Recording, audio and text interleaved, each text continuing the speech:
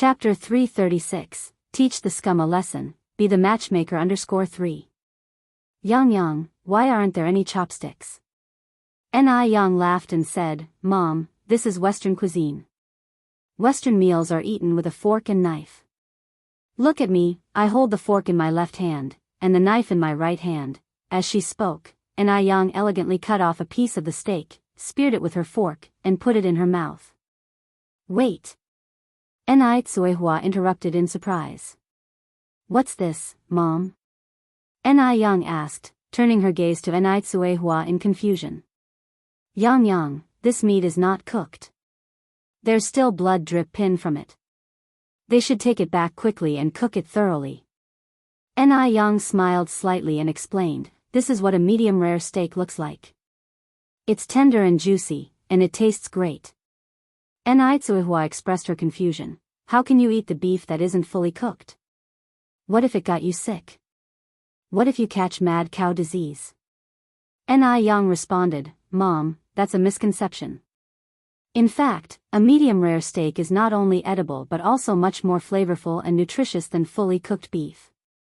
It's like the durian we had last night, it doesn't look appetizing, but it tastes wonderful. Tsuehua frowned slightly, really? Yang continued to encourage her, why would I deceive you? Mom, try the steak on your dish. Tsuehua was hesitant. No matter what, she still can't accept raw, bloody meat. The very sight of it made her skin crawl. Yang reassured her, Mom, don't worry. What I ordered for you is medium well. It won't be bleeding. Tsuehua finally relaxed, picked up the knife and fork, and began to cut the steak as she had seen Yang do it. Yang had made it look straightforward while cutting, but when Tsuehua tried it, the utensils seemed to have become dulled. Yang got up with a chuckle, went to Tsuehua's side, slightly leaned over and gently guided her hand to teach her how to operate the knife and fork. Mom, like this, and then this. After a moment, the entire steak was cut into nice little pieces. Tsuehua stabbed a piece of beef and put it in her mouth. The beef was sprinkled with lemon juice and black pepper, so it didn't have a gamey taste, and it was neither tough nor chewy. The taste was indeed way better than that of the soy sauce beef and braised beef she was used to. Yang handed her a piece of steak from her dish. Mom, now try this medium-rare piece. Tsuehua hesitantly accepted it, closed her eyes, and slowly chewed it in her mouth. The taste. It wasn't bad at all, just like what Yang had described. The texture was excellent, tender and juicy, and it was delightfully bouncy when she bit into it. Even though it tasted great, Tsuehua still preferred the medium well-done beef. The idea of eating raw meat was a mental block she still hadn't been able to get over. Seeing Tsuehua's reaction, Yang didn't force her and continued to teach her how to eat escargot. In Western cuisine, there's a particular way to eat escargot too. Like common people eating river snails, they can get the meat out in one slurp, but for eating escargot, there are special tools involved. Looking at the 6 big escargots in the dish, Tsuehua expressed her astonishment. Yang, why are these river snails white? It's not that Tsuehua hasn't seen escargot before. But these escargots were so big and unlike the ones she had seen in the fields, she mistook them for river snails. Yang explained, Mom, these are escargot. Hearing this, Tsuehua was completely floored. Escargot? Escargot is the term used in the local dialect for snails. Yang nodded, yes, escargot. But don't worry, Mom, these are not like the wild snails. These are edible ones and their English name is Helix pomatia. Can escargots be eaten as well? Tsuehua conveyed her doubt, foreigners are too strange. They eat things no one else does. Eating the raw meat that was still bloody seemed bad enough, but now even escargots are being thrown in the mix. How frightening. Yang expertly chose a piece of escargot and handed it to Tsuehua. Mom, give this a try. Tsuehua repeatedly refused. No, in the countryside, even ducks don't eat escargot. Yang laughed. Mom, do you know how much each of these escargots cost? If you don't eat them, there's no way I can eat all 6 by myself. how much? Ni Young said, 28 yuan each. What? 28 yuan each? Ni Tsuihua looked incredulously. Ni Young nodded. Then this whole dish would be 168 yuan? Ni Young continued to nod her head. We only spent 158 yuan for dinner at the state-owned restaurant last time, but now a plate of escargot meat costs 168 yuan. It's just too expensive. Chapter 337, Teach the Scum a Lesson, Be the Matchmaker _4. Ni Tsuihua reluctantly accepted the escargot, closing her eyes as she ate it. As she ate, Ni Tsuihua suddenly realized that expensive food indeed had its worth. This foreign escargot tasted even better than the river snails. While indulging in French escargot and rich, aromatic cappuccino with a violin playing gracefully in the background, Ni Young experienced relaxation like never before. When the pizza was delivered, Ni Tsuihua thought it was a pancake. Ni Young laughed as she explained it was pizza. Ni Tsuihua uttered astonishment at her own lack of knowledge. Ni Young said, Mom, Western food has just started to penetrate our domestic market. There are only 2 places in Beijing that serve it. It's quite normal for you not to know, knowledge grows gradually, one can't grow fat with a single gulp. Not only does Beijing have Western food, but also Japanese food. Ni Young thought about it and decided to take Ni Tsuihua to try Japanese food during their next trip to the city. After dinner, as they were leaving the restaurant, Ni Young noticed a movie theater's poster. The large poster advertised 4 big characters, the Shaolin Kid. Mom, let's go watch a movie, Ni Young suggested, turning her gaze towards Ni Tsuihua. Ni Tsuihua instinctively declined, it's getting late, let's go home. Ni Young, arm in arm with Ni Tsuihua, urged, come on, Mom. One movie ticket costs only 30 cents. To the former Ni Tsuihua, 30 cents was a considerable sum, it could even be called a fortune. But for Ni Tsuihua now, it was nothing compared to the 168 yuan they just spent on a plate of French escargot. Alright, let's go. Ni Tsuihua agreed, laughing. Ni Young went to buy 2 movie tickets. The cinema was large, but not many people were inside, half of them were couples who came together. Little Ni Yun was very understanding, completely quiet throughout the movie, attentively watching the big screen as if she understood everything happening. The shooting location of the Shaolin Kid was Guilin, the scenery was very beautiful. Watching the scene of the pig cage dunking, Ni Tsuihua couldn't help but tear up. Luckily, only that scene was sentimental, the rest of the movie was comparably breezy and humorous. Watching the movie was refreshing both mentally and physically. After the movie, Ni Young took Ni Tsuihua to the flower market where they bought some peach, apple, and pear saplings. As they passed a funeral supply store, Ni Tsuihua said, Yang, wait outside with Yun Yun. All right. Ni Young nodded, reaching out to carry little Ni Yun. Ni Tsuihua turned and went into the funeral supply store. When she came out again, she had an additional large bag in her hand. Once they were home, Ni Tsuihua opened the bag. Inside were some paper ingots and spirit money, along with 5 blank spirit tablets. Then Ni Tsuihua continued, Yang, the Qingming festival is coming soon. We should set up the spirit tablets for your grandparents and the 3 sisters. On the day of the festival, we will burn more paper money for them. Though Ni Tsuihua was fully aware that she was an abandoned child, she was still raised by her adoptive parents. It was only right to set up spirit tablets. This was the first time Ni Tsuihua spoke to Ni Young about the 3 abandoned siblings. Ni Young responded, Mom, are you sure I lost all 3 sisters? Even in the countryside, not every abandoned child left in the wilderness dies. They might not have all passed away. At that time, Ni Young was too young and naive to know where exactly the 3 sisters were abandoned. If they weren't abandoned on the back mountain, there might be a chance that they survived. Ni Tsuihua's eyes immediately turned red, she choked out the words, after your 2nd, 3rd, and 4th sisters were discarded, I also secretly searched in the back mountain, but I couldn't find them anywhere. There are so many wolves on the back mountain. Those were 3 unfortunate children born to her, their useless mother. Enrich usually only let her tears flow late at night when everyone else was asleep. But today, she couldn't hold back.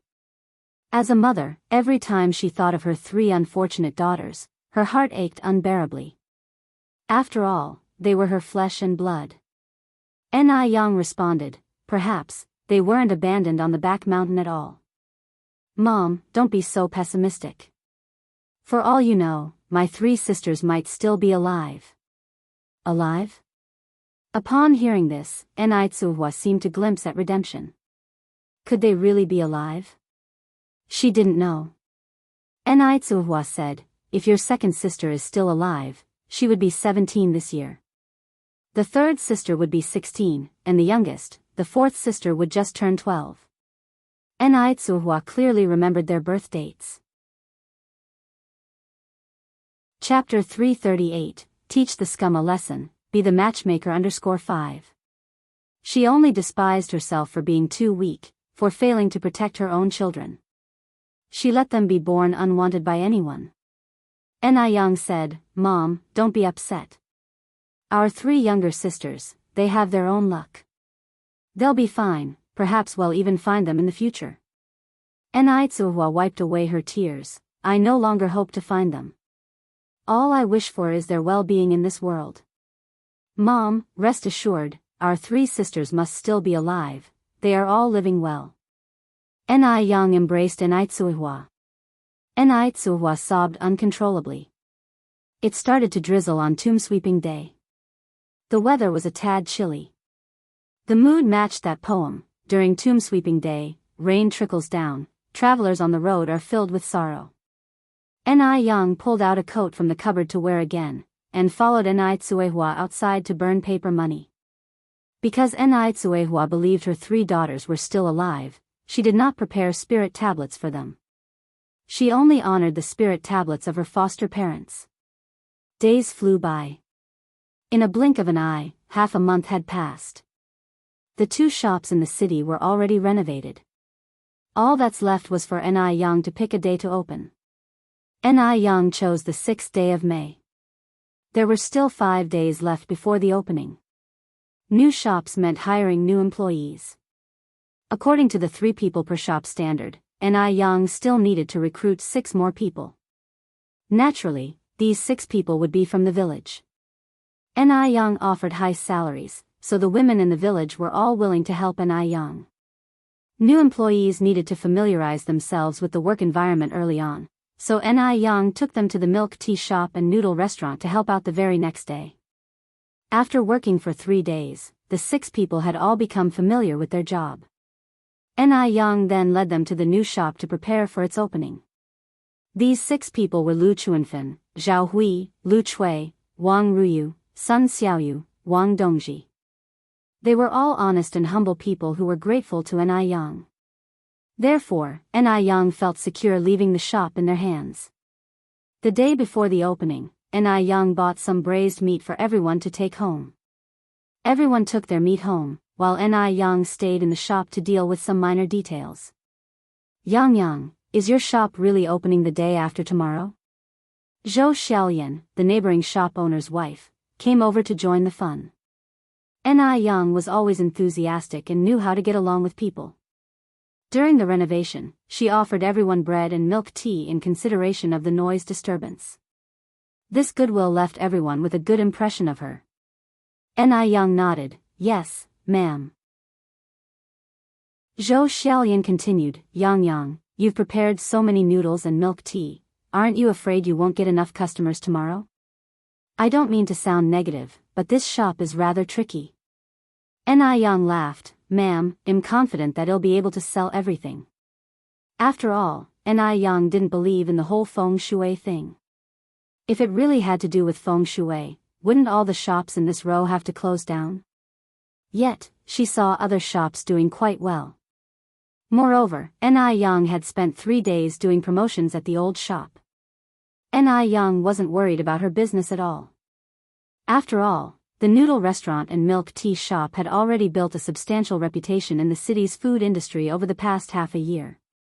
Several imitators had already emerged in the city, yet none of them could match the taste provided here at Ni Yang's.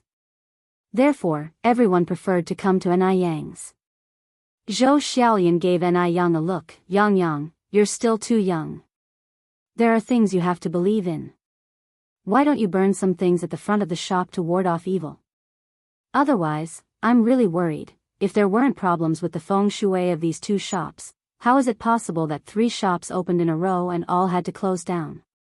Ma'am, Ni Yang continued, I appreciate your kindness. I'll consider it when I get home. Zhou Xiaolian added, Yang Yang, don't blame me for not warning you if you fail to get any business. Then Zhou Xiaolian changed the topic. By the way, Yang Yang, the person who came with you last time, was that your mother? The one who was also holding a baby. Yes, that's my mother, Ni Yang nodded. Zhou Xiaolian thought about how to phrase the next sentence. Yang Yang, what I'm about to say next might be a bit blunt, but I hope you won't take offense. Ma'am, just say what you have to say. Zhou Xiaolian hesitated. Ni Yang poured Zhou Xiaolian a glass of water. Why don't we sit down and talk? Chapter 339, Teach the Scum a Lesson, Be the Matchmaker _6. Zhou Xiaolian took a sip of water and sat face to face with Ni Yang at the dining table, feeling less nervous. Then she continued, I've heard that your mother divorced. Is she currently single? Ni Yang's expression changed slightly. Worried that Ni Yang might misunderstand something, Zhou Xiaolian hurriedly added, Yang Yang, don't worry, I don't mean anything else. I just think it's a pity for your young mother to remain single. Society has changed now, and there are many women who remarry. Auntie, what are you implying? Zhou Xiaolian took another big gulp of water. Yang Yang, let me be straight with you. I have a single man in my family, my cousin. His wife passed away due to complications during childbirth. He has been alone for so many years since then, so I was thinking. Then it dawned on Ni Yang what Zhou Xiaolian was there for. Zhou Xiaolian was proposing a marriage match for her mother, Ni Tsuehua. As she concluded, Zhou Xiaolian continued, Yang Yang, you're a sensible child, you wouldn't mind if your mother found a new partner, right? In fact, finding a new partner is a great idea. Wouldn't it be nice to have an extra person who cares about you in the future? My cousin is a handsome man with good character, currently the manager of a state-owned restaurant. If they were to get married, he would certainly treat you and your little sister as his own daughters. Zhou Xiaolian had seen Ni Tsuehua in person once before. Despite having 2 children, Ni Tsuehua still maintained her beautiful looks and youthful charm. She was extremely pretty. Even though the Ni family's status was not high and they were self-employed, the 2 shops run by Ni Yang were profitable. If Ni Tsuehua married her brother in the future, all these would become the Zhou family's assets. Therefore, Ni Tsuehua was just about a suitable match for her brother. Her brother, not only handsome, also worked at a state-owned enterprise, so many fine young ladies want to marry him. It was Ni Kuihua's luck that he took interest in her. Ni Yang replied, Auntie Zhou, this matter isn't up to me, it depends on what my mother thinks. Zhou Xiaolian laughed. Just as long as you aren't opposed to your mother finding a partner, then I can rest assured. How about you choose a date for my cousin to meet your mother? Just a harmless meeting, whatever happens after doesn't matter and wouldn't affect anything. Ni Yang replied, Auntie, I need to discuss this matter with my mother when I get home. If she agrees, then I have no objections. Very good, Zhou Xiaolian stood up laughing. That's settled then, Yang Yang, when you get home, you must discuss it with your mother. It's not easy for a woman with 2 children to be out there on her own. Without a man to make decisions, you will get bullied in the village. Once your mother and my brother's matter is settled, you can move from the countryside to my brother's townhouse in the city. At that point, we'll all be family. According to our relationship, you should call me aunt. Evidently, Zhou Xiaolian was becoming happy prematurely, before anything was settled. Because she thought, it is Ni Tsuehua who would be marrying up by marrying her brother. After all, Ni Tsuehua lacks education and carries 2 burdens, whereas her brother not only completed junior high school but is also a manager. Only a fool would refuse such an offer. Everything Zhou Xiaolian said carried a sense of superiority, which made Ni Yang feel uncomfortable. Even before Ni Cuihua married into their family, Zhou Xiaolian was already behaving like this. If the marriage happens, life wouldn't likely be any easier. Not only was Ni Yang not opposed to Ni Cuihua finding a new partner, she wished for her mother's happiness above all else. An ideal marriage is built on mutual respect. Clearly, Zhou Xiaolian's brother could not offer this kind of respect. Ni Yang frowned unnoticeably. Auntie, you've been overthinking this. The people in our village are all very kind and united, and they take good care of our family. No one in the village will bully us. Zhou Xiaolian warned earnestly. Yang, you need to be cautious then. Those who don't have a relationship with you but treat you guys so well must be after something. Out of the blue, they could be treating Ni Yang and her mother so nicely. After all, Ni Yang's noodle restaurant and milk tea shop have made a lot of money. Ni Yang responded matter-of-factly, thank you for your concern, Auntie, but I am capable of discerning right from wrong. Unhappy at the response, Zhou Xiaolian felt somewhat annoyed. She believed Ni Yang was being ungrateful. Ni Yang had this kind of attitude when she was trying to help her in good faith. If it were not for the money that will soon be owned by her brother, she would not bother to give advice. Forget it. Why should she bother about a junior's matters? Perhaps it was unintentional from Ni Yang. With an unchanged smile on her face, Zhou Xiaolian continued, Yang, then let's leave it at that. Do remember to tell your mother when you go home. I will head back now. Ni Yang stood up to see her out. Goodbye, Auntie. After leaving the noodle restaurant, Ni Yang made a trip to the vegetable market. Sister. This time, Ni Yang met the little flower girl from half a month ago again. No noticeable changes in the little girl after half a month, even her clothes remained unchanged. Her face was dirty, but her big eyes were still sparkling clear. Sister, are you going to buy flowers today? Ni Yang squatted down to be at the girl's height. Little sister, how old are you this year? 12. Qian Zhaodi replied. 12. For some reason, Ni Yang suddenly remembered her abandoned fourth sister. If the fourth sister was still around, she would be 12 this year too. Ni Yang asked, where are your parents? Qian Zhaodi responded, they are at home. Do you have any sisters or brothers? Qian Zhaodi shook her head, no sisters, just one younger brother. Ni Yang asked again, does your brother sell flowers too? No. Qian Zhaodi continued to shake her head, my parents both love my brother a lot. They often hit me, if I don't sell these flowers, they might kill me. Sister, please buy one, please. Looking at Qian Zhaodi, Ni Yang suddenly felt like crying. She felt a pang in her nose. It's because she relates too well to the powerless feeling of being born into a family that favors sons over daughters. In her previous life, and this live's sisters, they have all suffered from this bias. How many flowers do you have left? I'll buy them all. Really? Qian Zhaodi's eyes lit up. Yes. Qian Zhaodi continued, sister, I've got 30 flowers left. Ni Yang took out 5 yuan and handed it to Qian Zhaodi. Here is 5 yuan, no need to give me any change. From now on, you can wait for me here every night. So sister, you will buy my flowers every night? Ni Yang nodded, then asked, what happened to your face? Qian Zhaodi replied nonchalantly, my brother poured boiling water on it. Chapter 340, Grand Opening, Li Yanren's invitation _1 burned by boiling water? Upon hearing this, Ni Yang's heart clenched tightly. What kind of family would allow their son to scald their daughter's face? Did it hurt? Ni Yang asked. Qian Zhaodi shook her head, it hurt at first, but then it stopped. She had suffered so much at such a young age, this pain was nothing in comparison. Ni Yang let out a soft sigh and handed her the braised pork she had just bought. Take this. The aroma of the braised pork seemed to permeate into Qian Zhaodi's nostrils as she gulped. Sister, is this meat?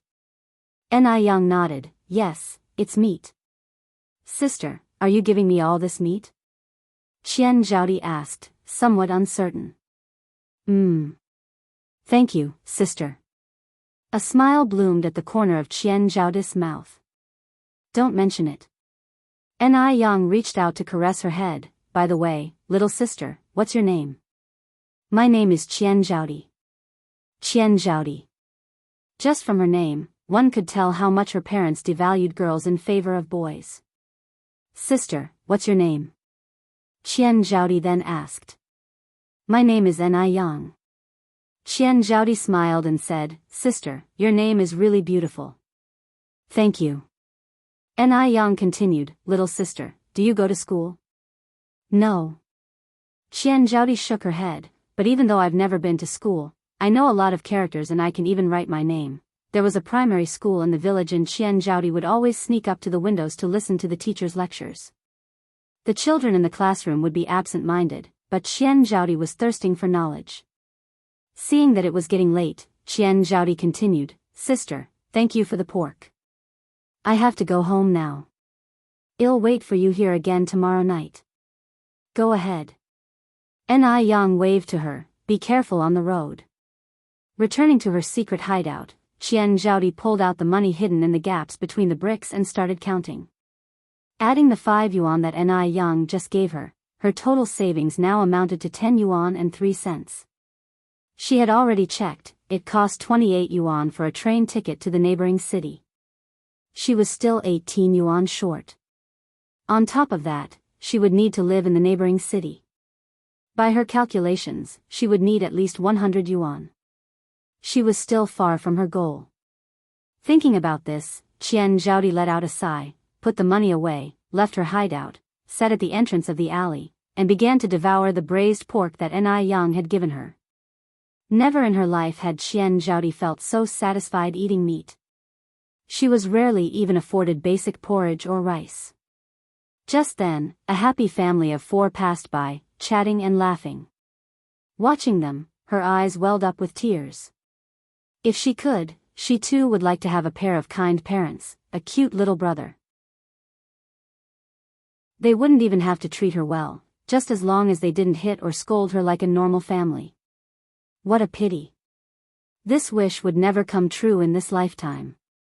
After eating, she wiped her mouth and limped her way home. After going on home, Ni Yang found a bottle to house the camellia, placed it on the coffee table in the living room. The radiant camellia formed a beautiful vista in the living room, filling the air with a faint fragrance. It smelled marvelous. Having finished that, Ni Yang started cooking with Ni Tsuehua tending the fire under the stove. Little Ni Yun was busy playing in a baby carrier, very well behaved. Mom. What's the matter? Choosing her words carefully, Ni Yang continued, Mom, have you ever thought about finding an uncle for Yunyun and me? Zhou Xiaolian's words from earlier had reminded Ni Yang of something. Ni Tsuehua was only 37, her life ahead still vast. She couldn't remain single forever. The company of her children and a partner were different. Ni Tsuehua was taken aback at first, then said, What are you talking about, child? Your mom's old, if someone hurt us, wouldn't it be a joke? Remarriage was something Ni Tsuehua dare not even think about. Ni Yang said, Mom, you're only 37, not 67 or 77. Remarrying is completely normal, right? Don't worry, I'm understanding, I'm not an unreasonable child. At this point, Ni Yang changed her tone and said seriously, Mom, I genuinely hope you can find happiness. Chapter 341, Grand Opening, Li Yanren's Invitation _2. At the sound of this, Ni Tsuehua fell momentarily silent. She was fortunate to have such a thoughtful daughter. In other families, when one parent is gone, it's typically hard for children to accept the prospect of a parent remarrying because they often fear that a stepfather or stepmother may not treat them well. Yet, Ni Yang seemed completely indifferent to this and even voluntarily brought up the matter. Ni Tsuehua continued, Yang, Mom appreciates your concern, but I really haven't given any thought to these things. Your younger sister is still little. Let's revisit this topic when she's a bit older. Ni Yang's career was currently flourishing, and little Ni Yun was only 9 months old. Ni Tsuihua genuinely had no energy to contemplate such messy matters. She should make the most of her opportunity to assist Ni Yang. How could she pursue romance when her daughter is busy and working so hard? Ni Yang added, "Mom, Aunt Zhou Xiaolian mentioned to me today that she has a single brother. From what she said, he seems not bad. Would you like to meet him?" Though Ni Yang had some reservations about Zhou Xiaolian's brother, she felt it was nevertheless necessary to discuss this with Ni Tsuihua. After all, it would be up to Ni Tsuihua to pick her partner. No need. Ni Tsuihua refused without hesitation. Ni Yang gave a nod. "Okay, I respect your decision. In fact, I also think Zhou Xiaolian's brother doesn't quite seem right. When we encounter an outstanding middle-aged man in the future, I'll definitely keep my eyes open for you. Mom, you should keep your spirits up." Upon hearing this, a momentary blush darted across Ni Quihua's face. "What are you saying, you silly girl?" Not long after, Ni Yang finished cooking 4 dishes. The main course for the night was green bean and lotus leaf porridge. Modern medical research has shown that lotus leaves have beneficial properties such as lowering blood pressure, reducing blood lipids, relieving heat, suppressing bacteria, relieving spasms, and reducing fat. The combination of lotus leaves and green beans is particularly effective for weight loss and body sculpting. It's not sufficient to focus solely on breast enlargement. One needs to attain a perfect body proportion. Ni Yang currently has a great body proportion, and she needs to maintain it. The side dish was mapo tofu. She heated the rapeseed oil, added scallion, ginger, and garlic until fragrant, then added bean paste until the oil turned red. Next, she added spicy hot capsicum, Sichuan pepper, and chili powder. Finally, she tossed in tofu that had been blanched in boiling water. In no time, a mouth-watering aroma of spicy and numbing mapo tofu filled the room. The spicy and numbing sensation was irresistible.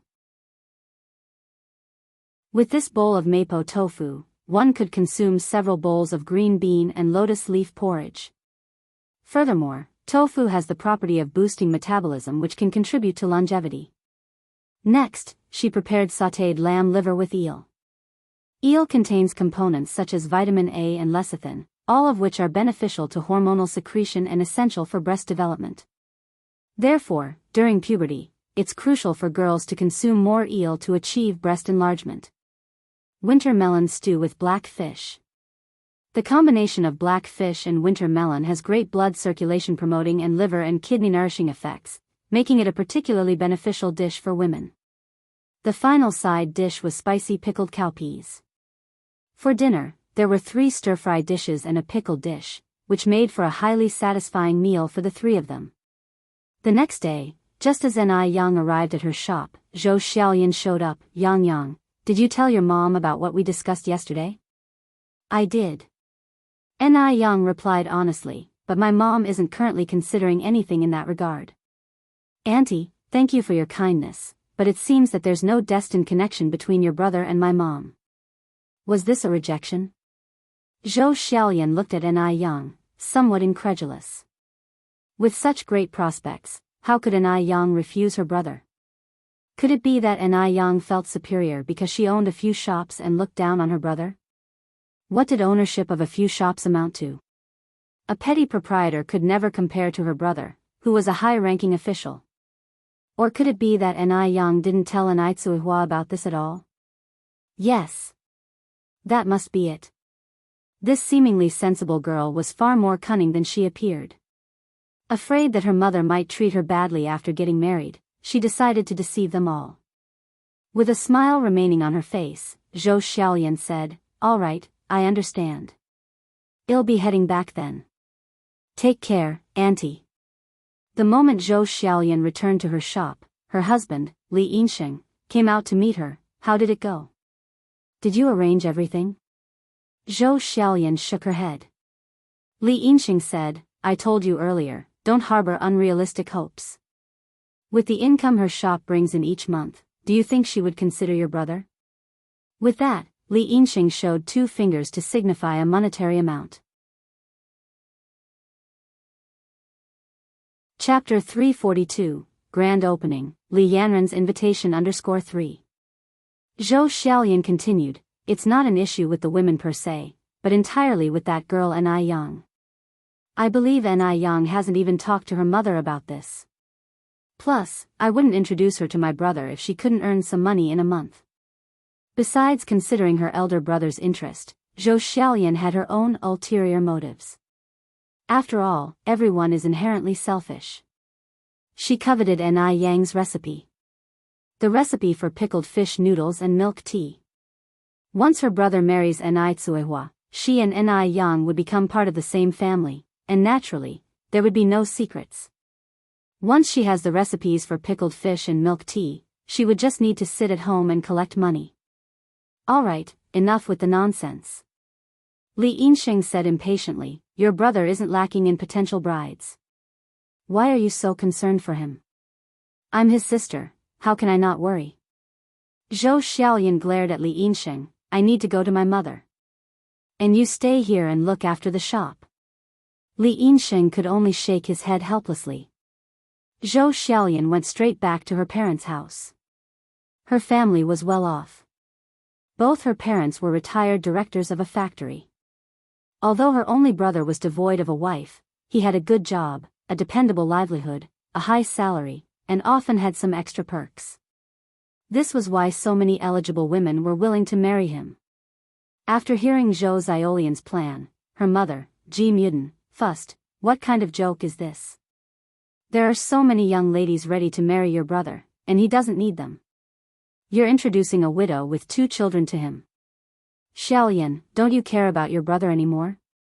Given that her son was accomplished, Ji Muden, as a mother, felt proud.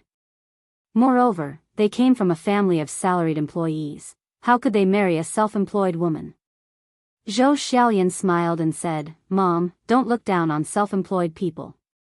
The woman I want to introduce to my brother owns 4 shops. She earns at least 20,000 yuan a month. When combined, your, dad's, and brother's income is still less than what she earns in a month, isn't it? 20,000. That's over 200,000 a year. Ji Muden was a bit shocked but still retorted, what does it matter how much money she earns? Our family doesn't lack money. While the Zhou family was not immensely rich, they were not short of money either. Zhou Xiaolian continued, with more money, future kids could study abroad, we could move to a bigger house, hire a few nannies to serve you. Doesn't that sound good? Ji Muden seemed slightly tempted at this, what you said seems somewhat reasonable. What does this woman look like? Zhou Xiaolian responded, her looks leave nothing to be desired. How about you come with me tomorrow and see for yourself? All right. Ji Muden nodded. Even though Ni Yang had already declined this meeting, Zhou Xiaolian still wouldn't give up. Ni Yang's noodle restaurant and milk tea shop would open tomorrow, and Ni Tsuehua, her mother, would certainly appear. By then, they would definitely see Ni Tsuehua. Zhou Xiaolian felt that as long as she could convince Ji Muden, her acquiescent brother, who always listened to his mother's words, wouldn't be a problem. As for Ni Tsuehua, she saw no obstacle there. With her brother's great conditions, only a fool would object. She didn't think Ni Tsuehua was a fool. After settling things with Ji Muden, Zhou Xiaolian returned home satisfied. The next day, Ni Yang went to the noodle restaurant early in the morning. Just as she arrived, she saw workers laying out red carpets and arranging flowers in front of the noodle restaurant and milk tea shop. Could it be that Imochishin had returned? Ni Yang raised her eyebrows slightly. Other than Imochishin, no one else would give her these things. Just as she thought this, Wu Daming ran over from the side, Sister Yen, oh no. Sister-in-law, you're here. Wu Daming. Ni Yang looked at the man in surprise. Wu Daming said, Sister-in-law, my 6th bro isn't in the country, so he couldn't come here in person. He asked me to bring these things. 6th sister-in-law? This address made Ni Yang's cheeks flush slightly. You have to admit, Imochishin really is a qualified boyfriend. Thank you. By the way, when will brother Mo probably return? If you calculate, Mo Chishan has been out for about a month now. Wu Daming, this straight man, directly replied, sister-in-law, do you miss my sixth bro? Ni Yang. How should she respond to that? Wu Daming continued, also, sister-in-law, I've received the sterile equipment you asked about last time. When do you want it? Chapter 343, Grand Opening, Li Yanren's Invitation _4. At this time, all of the sterile equipment was imported from abroad. Ni Yang didn't expect Wu Daming would get the goods in such a short period of time. That was quite a feat. Ni Yang thought for a moment and then said, probably around June or July. Can you temporarily store it on your end? Sure, of course. My place is big enough. Wu Daming quickly nodded, and casually glanced at his wristwatch. Sister-in-law, I will have it delivered to you at the end of June. If he dared to say it was inconvenient, Mo Chishan would definitely give him a taste of hell when he got back. Ni Yang nodded, then I'll have to trouble you. By the way, how much does this equipment cost? No trouble at all, not at all. It's an honor for me to be of service to you, sis-in-law. This set of equipment costs a total of 2,000 yuan. All right. Wu Daming then said, sis-in-law, while my brother isn't in Beijing, if you encounter any trouble, you can contact me at any time. Here is my number. After he said that, Wu Daming gave Ni Yang a small note. All right, thank you.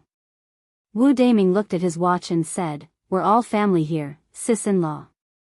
You don't have to be so polite with me. If nothing else, I should go now. Mo Chishan had made it clear, under any non-urgent circumstances, he was not to spend more than 15 minutes with Ni Yang. It's already been 12 minutes, he should make his leave. Just as Wu Daming left, Li Yanran, who was holding 2 paintings, came over. Yang. In a few days, it was the grand opening of Ni Yang's branch. As her good friend, she naturally had to come and show support. Yanran. Yang, Li Yanran handed Ni Yang a gold-framed painting. I'm gifting you this 4 seasons of prosperity. May your business prosper and bring you wealthy profits. Ni Yang accepted it, thank you Yanran. Li Yanran said with a smile, we're good friends, so don't mention it. Let's go hang it in the shop. All right. Ni Yang nodded, leading Li Yanran inside. Li Yanran looked at the decor of the milk tea shop. All admiration was on her face. Yang, your milk tea shop is beautifully decorated. The entrance was made of glass, wooden flooring, each table had some small green plants decorating it. It looked entirely fresh and natural, inexplicably improving one's mood and giving off a foreign vibe. Needless to say, Ni Yang really did have a touch of grace. Ni Yang placed a cup of milk tea in front of Li Yanran, smiling, thank you for the compliment. Li Yanran took a big sip of the milk tea and then said, this Saturday, I'm hosting a party at my place. I'd like to invite you to join. Sure. Ni Yang nodded without hesitation. Given Li Yanran's treatment of her as a friend, she naturally wouldn't decline her friend's kind invitation. Great, Li Yanran held her milk tea in one hand and clung to Ni Yang's arm with the other. Remember to come, okay? Ni Yang smiled and said, don't worry Yanran, I always keep my promises. Li Yanran continued, then I'll wait for you at home this Saturday. Originally, Li Yanran wanted to remind Ni Yang to dress up a bit, but after thinking about it, with Ni Yang's natural beauty, she wouldn't even need to, she would be the most dazzling presence regardless. At 6 in the morning, coupled with the sound of firecrackers, the milk tea shop and noodle restaurant officially opened. The merchants who were prepared to watch the hype were all startled. The milk tea shop and noodle restaurant Ni Yang ran, contrary to expectations, were not deserted but quite busy instead. They even had a customer queue. What happened to the anticipated bad feng shui for these two businesses? Where was the guarantee that these two shops would shut down after Ni Yang took over? An elder who had previously advised Ni Yang against buying the two shops, holding on to his crutch, said, this is weird. I've lived a whole life, have never seen such an odd thing. Could it really be that this young girl's life is harder than the heavens decree? Even feng shui couldn't impact her? Zhou Xiaoyan and Ji Mudan also stood within the curious crowd. Ji Mudan impatiently said, "We've been standing here for so long. Which one is that widow you spoke of?" Zhou Xiaoyan looked at the long queue, full of envy. If only all these customers were hers. No, she must move quickly on settling this marriage proposal. Zhou Xiaoyan frowned and said, "Please don't refer to her as widow all the time. It sounds so crude. She's going to be your daughter-in-law." Ji Mudan scoffed, "Xiaoyan, don't jump to conclusions. Whether she can become a part of the Zhou family all depends on my judgment. Remember, I am not the type of person who would bow down for the sake of 3 pecks of rice." Chapter 344, Grand Opening, Li Yanren's Invitation _5. People in leadership positions always have an air of arrogance about them, let alone the Ji Mudan family, where almost everyone is a small-time leader. Just then, Zhou Xiaolian's eyes lit up as she pointed towards the side of the road, exclaiming, "Here she comes. Mom, look, that's Anai Yang's mother.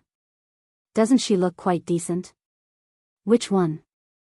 Zhou Xiaolian continued, "The one in the blue jacket, carrying a child. She still has such a small child." Ji Mudan frowned, No, I cannot approve of this marriage." "You're not seriously suggesting that your brother should raise someone else's child, Xiaolian?" Zhou Xiaolian chuckled, "Don't worry, they're wealthy. They won't need my brother to raise their kid." "Mom, don't you think she's quite attractive?" Ji Mudan scrutinized the woman carefully, then announced, "She looks just like a vixen. Women like that can't handle a proper household." A flabbergasted Zhou Xiaolian asked, "Mom, how do you know she can't handle a household?" Ji Mudan responded, "Just look at how colorful her clothes are. How many widows do you see dressed like that?" There wasn't a man left in the house, yet she failed to pay attention to her dressing style. In any case, Ji Mudan did not approve of this potential daughter-in-law. Zhou Xiaolian carried on, "But they're rich." "So what if they are? Besides, earning 20,000 yuan a month isn't much. For someone of your brother's caliber, finding a woman who earns 20,000 yuan a month is child's play." Zhou Xiaolian had been mentally rolling her eyes countless times. This old lady compared 20,000 yuan to 20 yuan as if it was nothing. It's like she thinks the Zhou family has their own golden mountain. Though her brother was quite eligible, finding a woman who earns 20,000 yuan a month and also looks decent was not as easy as she made it out to be. The more Ji Mudan looked at Enai Tsuehua, the more she found her disagreeable, her brows furrowing tightly. "Mom, she's actually a very decent person. Should I invite her over for a chat?" Zhou Xiaolian wasn't ready to give up yet. "Go ahead." Ji Mudan eventually relented, unable to resist the allure of the 20,000 yuan. Walking up to Enai Tsuehua, Zhou Xiaolian warmly greeted her, "Big sister, congratulations. Yang surely made you proud." Enai Tsuehua smiled and replied, "Thank you." Zhou Xiaolian took Enai Kuihua's arm, "Come, big sister, let's go chat over there." As Enai Tsuehua neared, Ji Mudan adjusted her clothes and hair, appearing ready to play the part of a mother-in-law scrutinizing her would-be daughter-in-law. For this encounter, Ji Mudan had specifically chosen to wear her finest clothes, looking to outshine her potential adversary. "Big sister, this is my mother." Zhou Xiaolian brought her along to Ji Mudan. While maintaining her composure, Ji Mudan looked Enai Tsuehua up and down.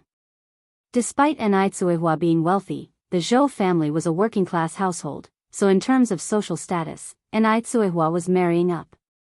"Hello, madam." Enai Tsuehua politely greeted her. "Madam?"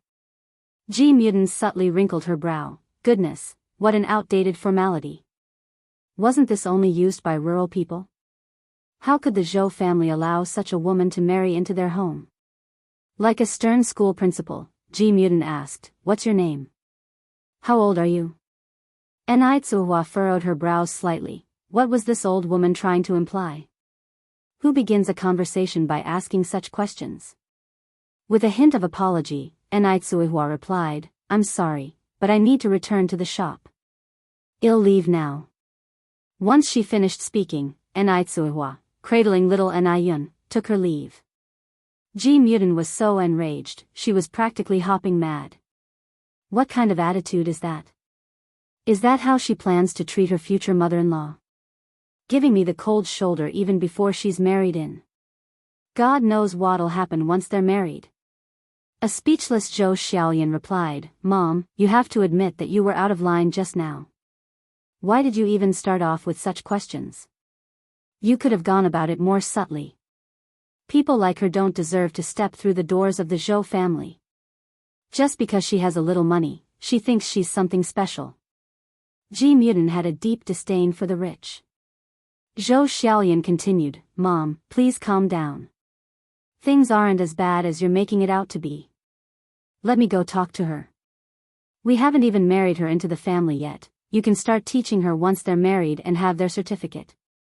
Then she'll be all yours to deal with. Zhou Xiaoyan caught up to Enitsuihua and quickly apologized. Big sister, I'm sorry about my mother.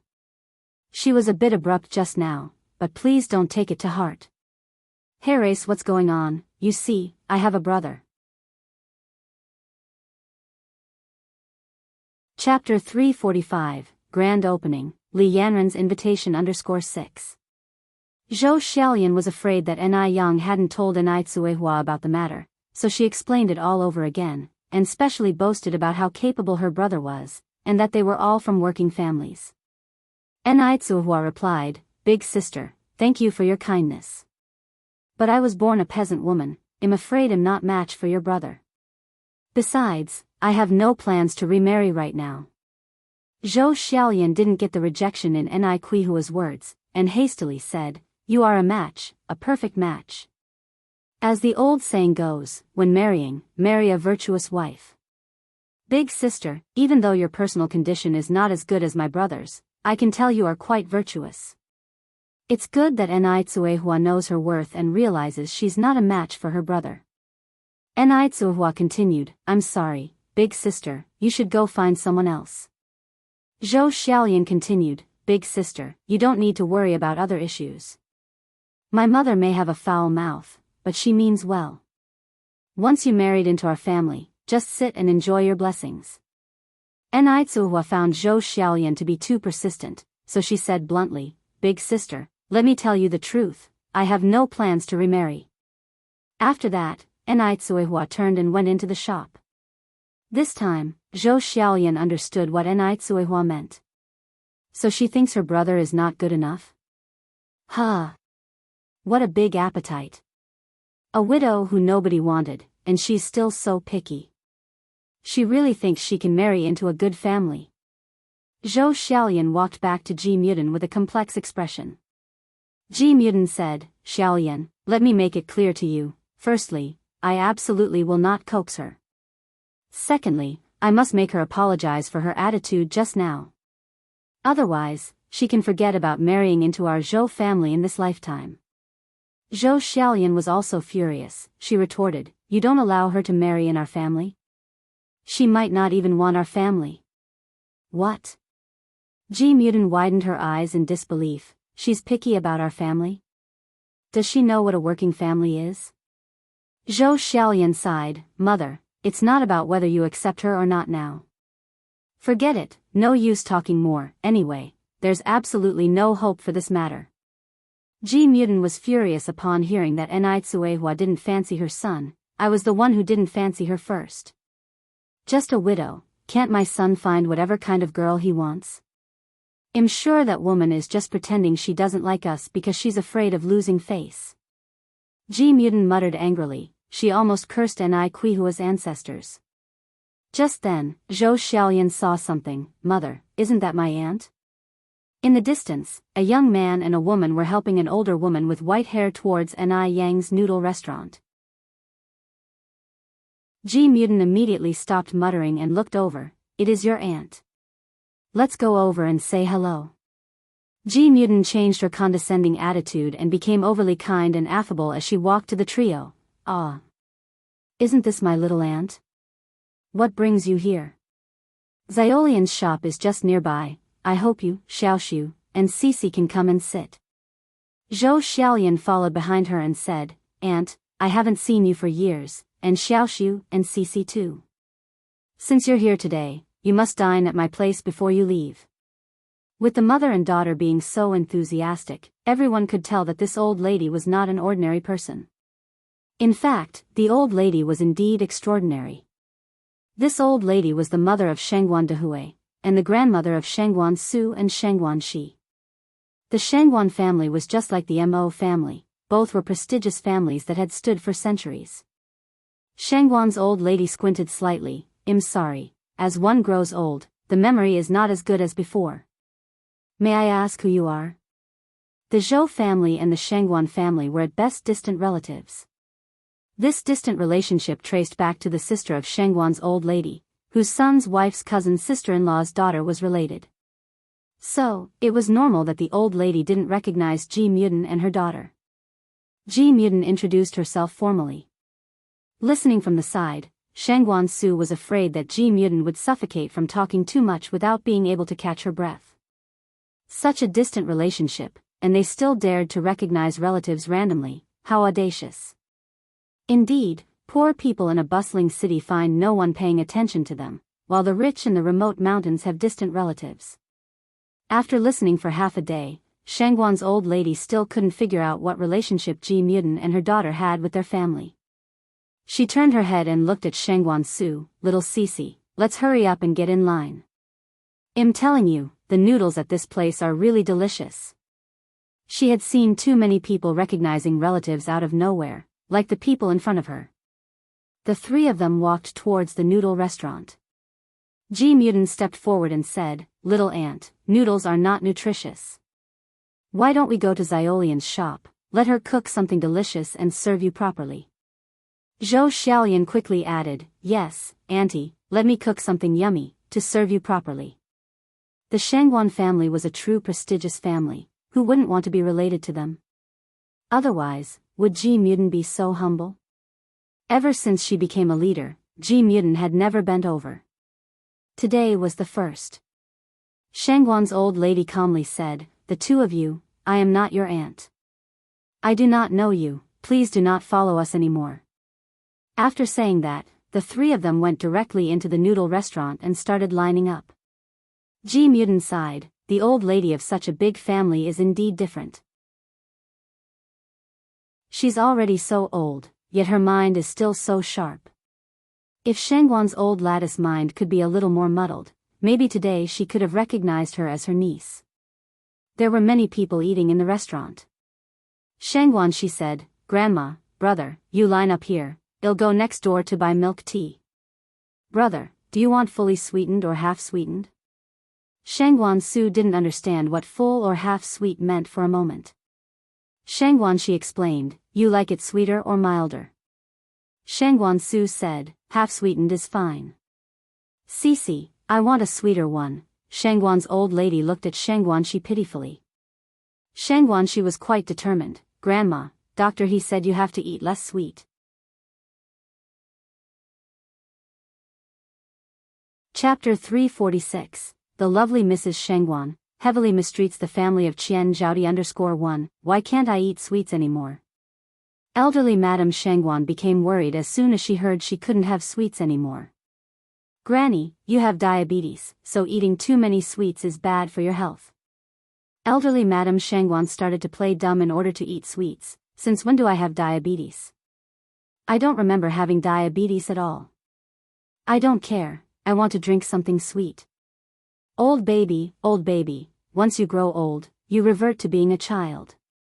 Shangguan Shi, feeling helpless, said, Granny, have you forgotten what the doctor told you? If you eat too much sugar, it will make your condition worse. Those damn idiots only know how to exaggerate the dangers. Elderly Madame Shangguan grumbled unhappily, I've been eating sugar all my life, and now that I'm old, they suddenly won't let me eat any. This year, elderly Madame Shangguan is already 88 years old. Apart from a slight case of diabetes, she's still robust. Cici, your grandmother's good grandson, will you let me have something sweet to drink? Elderly Madame Shangwan held on to Shangwan Zai's clothing, begging for sweet food with a childish charm. Just once, Granny promises only once, and Granny swears it. Elderly Madame Shangwan raised 3 of her fingers. Granny, it doesn't matter if you swear 5 times, you really can't eat anything too sweet. Elderly Madame Shangwan grunted lightly, are you still Granny's good grandson? Shangwan she smiled and said, Granny, I'm going to get you milk tea now.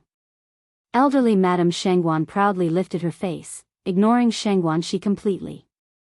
Although there's a line waiting for milk tea as well, the speed at which the cups are served is much faster than for noodles, so Shangwan she quickly returned with 3 cups of milk tea. Granny, this is yours, this is my brother's. This one's mine. Elderly Madame Shangwan pointed at Shangwan Zai's cup and said, young fellow, I want to drink this one. No, Shangwan she shook his head, this one's mine, mine is full sugar. Why is yours full sugar and mine half sugar? Shangwan she with a helpless tone, Granny, you need to listen to the doctor's advice. Elderly Madame Shangwan was indignant, I've never listened to anyone in my life, not even your grandfather. Why should I listen to that brat doctor? Shangwan she quickly inserted the straw into his cup and drank a large gulp of milk tea. I've already had a sip, Granny, do you still want it? Elderly Madame Shangwan, distastefully, who wants your leftovers? I have my own. The trio had been in line for a while. Their cups of milk tea were almost finished by the time they got to their seats. What would you all like to eat? A soft, familiar voice came from above. That voice seemed vaguely familiar. Shangwan Su looked up and saw a familiar face, N.I. Yang? Is that you? Mr. Shangwan, N.I. Yang gave a soft smile. Shangwan Shi and elderly Madame Shangwan both looked at N.I. Yang with awe in their eyes. My goodness! This young lady is too beautiful. Elderly Madame Shangwan felt she was more lovely than change from the stories. Shangwan Zai's gaze swung from Shangwan Su to N.I. Yang and back. A faint smile played at the corners of her mouth. There aren't many people who can prompt her brother to initiate a greeting. Shangwan Su asked promptly, is this noodle restaurant yours? Yes. N.I. Yang nodded. No wonder N.I. Yang could have savings close to 6 figures in the bank. Shangwan Su then ordered, would like 2 bowls of pickled vegetable noodles and 1 bowl of beef noodles, along with a plate of Kanto stew. The beef noodles and Kanto stew are both new items on the menu. N.I. Yang nodded, okay. Elderly Madame Shangwan looked at N.I. Yang, then spoke gently, young lady, I would like my pickled vegetable noodles to be spicy, and the Kanto stew should be on the spicier side as well. This young lady is becoming more lovely the more I look at her, like a blooming flower. Shangwan she immediately protested, Granny, you can't eat anything too spicy. Sister, don't listen to my granny, we will take everything with normal flavors. Elderly Madame Shangwan immediately started to act the drama queen, they won't let me have sweets, now they won't let me eat spicy foods. What's the point of living as an old woman like me? N.I. Yang smiled and said, chilies are rich in vitamins A, B, C, E, K, and also carotene, folic acid, and so on. A moderate intake of chili can help the body expel toxins, speed up metabolism, increase sweating, adjust body functions, and can also have a detoxifying effect. Moreover, it can help to extend one's life. Granny, don't worry, I will adjust the level of chili for you according to your health condition. Chapter 347, The Lovely Mrs. Shangwan, heavily mistreats the family of Qian Zhaodi 2. N.I. Yang's remarks completely astonished the 3 generations at the table. Ordinary people wouldn't know so much about chili peppers. Chili peppers are a very common vegetable in daily life, and people only know that they're spicy and appetizing. Other than doctors and nutritionists, few people are aware of its numerous benefits. If she understands even chili peppers so clearly, just how vast is her knowledge? After witnessing N.I. Yang's fluent French, Shangwan Su was astounded by her for the second time. She resembled the calm, placid deep sea. You'd never know what treasures lay beneath the surface, each revelation bringing a unique surprise. Young lady, you're impressive, sparks practically twinkled in the old lady Shangguan's eyes. You outshine my two turtle-like grandkids by a mile. I like you. Old Madame Shangguan was a very cute old lady. To her, all people are equal, and she didn't look down on individual practitioners, nor would she discriminate against anyone because of their occupations. Ni Yang smiled gently. You're too kind, ma'am. After settling on the food order, Ni Yang went to take orders from the other tables. Old Madame Shangguan looked at Shangguan Su slyly. Xiaoshu, what is the name of this young lady? Ni Yang, Shangguan Su explained, Ni as a single person, and Yang like smoke rising from warm jade under the sun. Lan Tian jade is a type of pale blue jade with a hint of light green. When sunlight shines upon it, a hazy blue mist arises akin to smoke, creating an ethereal landscape.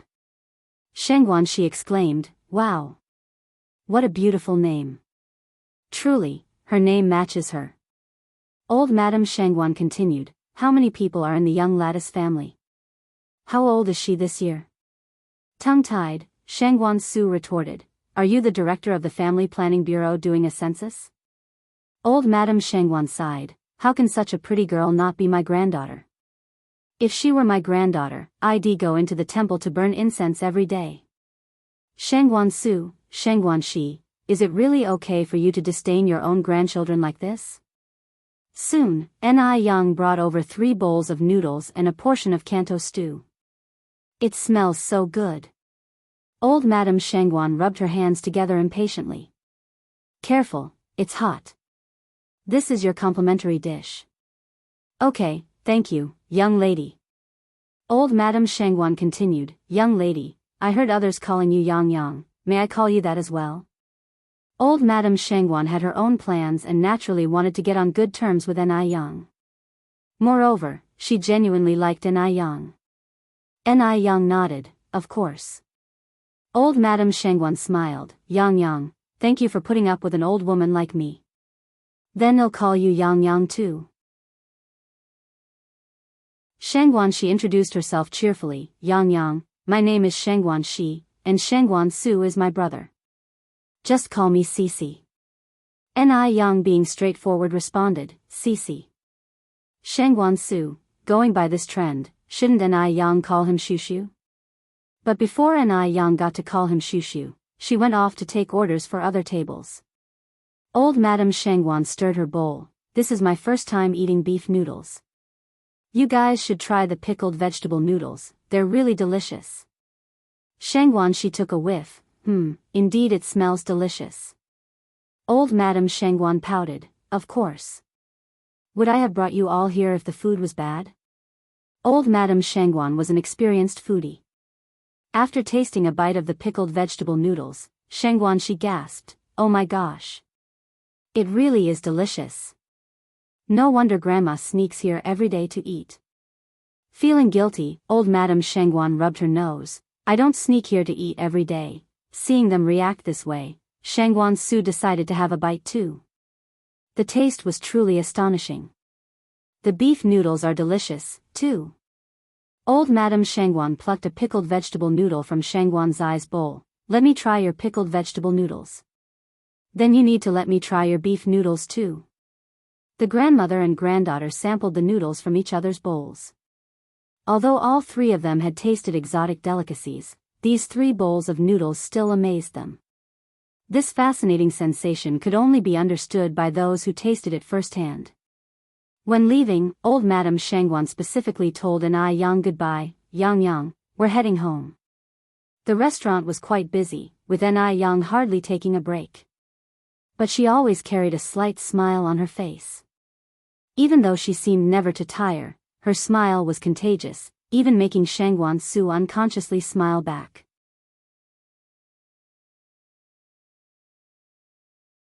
Chapter 348, The Lovely Mrs. Shangguan, heavily mistreats the family of Qian Zhaodi_3. Take care, goodbye. Ni Yang saw the trio to the door. Goodbye, Yang Yang. Shangguan Shi waved at Ni Yang. Goodbye. Once out of the noodle restaurant, Shangguan she tugged at Shangguan Zu's sleeve. Brother, that girl Yang Yang is quite impressive. She's well-mannered and cultured, just like a young lady of a noble family. The Shangguan matriarch nodded repeatedly. Indeed, she is quite impressive. You need to put in effort, Xiaoxiu. The grandmother also made a cute cheering gesture. Shangguan Su replied, Grandmother, what are you thinking? The matriarch glanced at him. What am I thinking? Of course, I'm considering my future granddaughter-in-law. Shangguan Su was speechless. Grandmother, you're thinking too much. Perhaps. The matriarch nodded in agreement. There's no way a beautiful girl like Yang Yang would be interested in you. She's not blind. Ah, when one gets old, it's easier to let the mind wander. Shangguan Su, I really am your grandson. Indeed, the matriarch proudly replied, if you weren't my grandson, you wouldn't have the privilege of my criticism.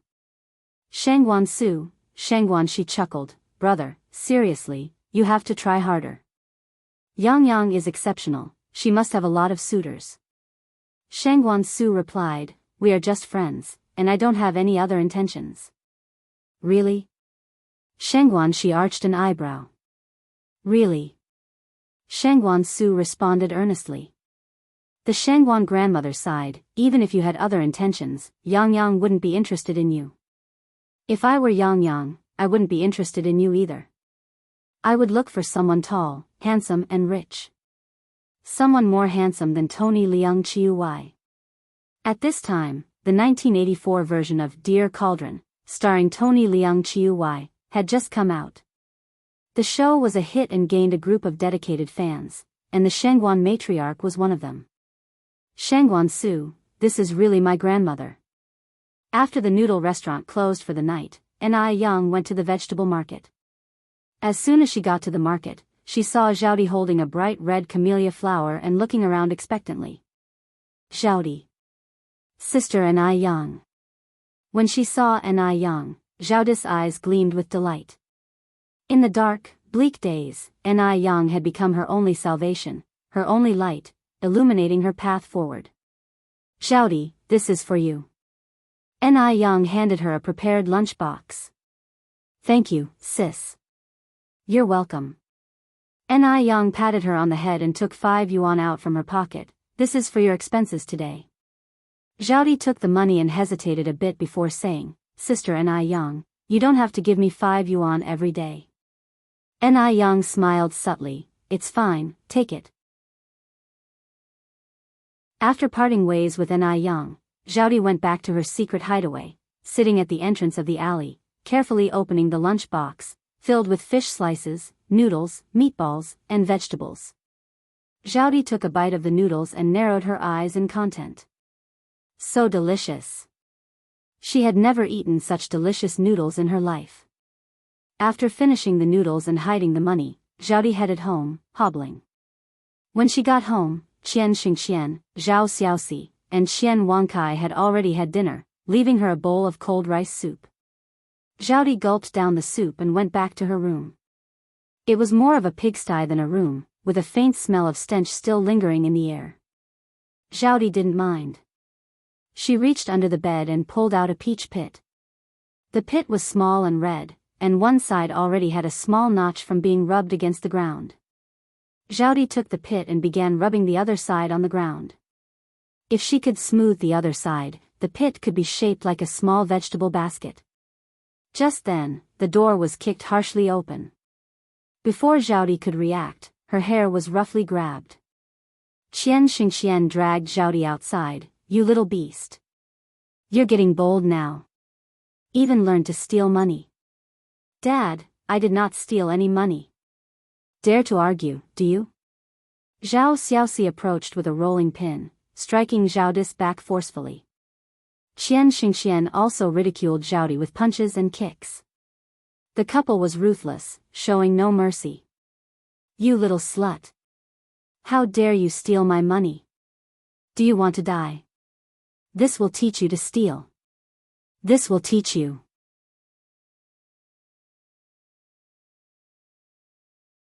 Chapter 349, The lovely Mrs. Shangguan, heavily mistreats the family of Qian Zhaodi_4. Qian Zhaodi cried out, I didn't steal the money, I didn't. But Qian Xingqian and Zhao Xiaoxi didn't give her any chance to explain.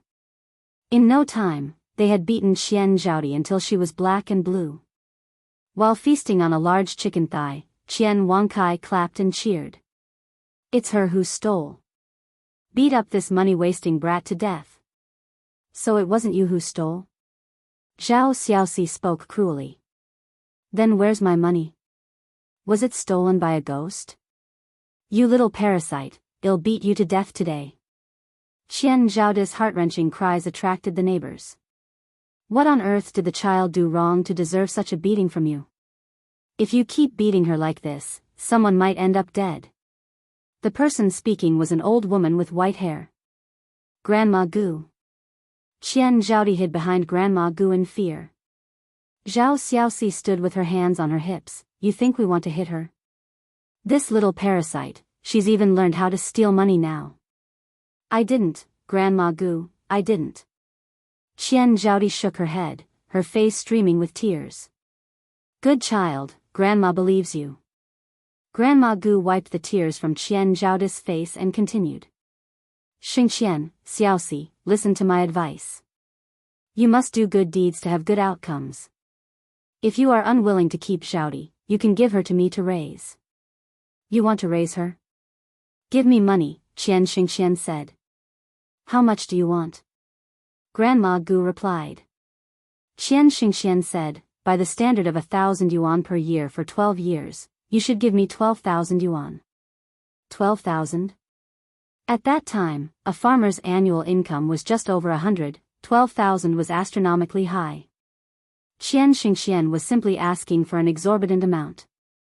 Qian Xingqian continued, if you don't have the money, stay out of my family's business. Even if a life is lost, it's my own family matter, none of your business. You little parasite, come here. He was Qian Zhaodi's father, even if he killed Qian Zhaodi, no one could do anything to him. Qian Xingqian dragged Qian Zhaodi into the house and shut the door to continue beating her. Desolate howling noises kept coming from inside the house. Oh, what a sin, Grandma Gu sighed and shook her head. The couple kept beating Zhaodi for a whole 20 minutes, only stopping when she passed out. Qian Wangkai walked over and kicked Qian Zhaodi. Mom, has this money waster died yet? Just then, a large renminbi bill fell out of Qian Wangkai's pocket. Qian Wangkai's eyes widened in shock. Zhao Xiaoxi picked up the bill, surprised. Isn't this the 10 yuan I lost? Wangkai, how did it end up with you? As she suspected the money was stolen by Qian Zhaodi, Zhao Xiaoxi put a mark on each bill. So, she recognized at a glance that it was her money. Qian Wangkai immediately burst into tears, he was very wronged. Qian Xingqian said, why are you angry at our son? Is it just about 10 yuan? Zhao Xiaoxi bent down to pick up Qian Wangkai, soothing him. Wangkai, I'm sorry. Mom didn't mean it. Don't cry. If you want money, you can ask Mom. Why did you have to steal it? The couple took their son back to their bedroom without even taking a second glance at Qian Zhaodi, who lay unconscious on the floor. Even though Qian Zhaodi had fainted, she continued to tightly grip the peach pit in her hand. After Yang returned, she began studying the burn ointment. She had observed carefully, although Qian Zhaodi's burns looked terrifying, they were not very severe. Moreover, Qian Zhaodi was still young, as long as she used the medicine in time, she would recover completely. In fact, Yang had started developing the burn ointment the first time she saw Qian Zhaodi, it just lacked a few steps to complete. The next day, Yang found Qian Zhaodi holding a camellia flower at the entrance of the market as usual. But unlike usual, Qian Zhaodi was covered in wounds today. Zhaodi, what happened to you? Yang got a shock. It's nothing. Qian Zhaodi gave a slight smile, my parents did this. Yang frowned slightly, why would they hit you? They were too harsh. Qian Zhaodi nonchalantly said, I'm used to it, sister. You don't need to be surprised. Yang held Qian Zhaodi's hand. Come with me to my shop. I'll apply ointment for you. Child abuse is a crime. I'll take you to the police.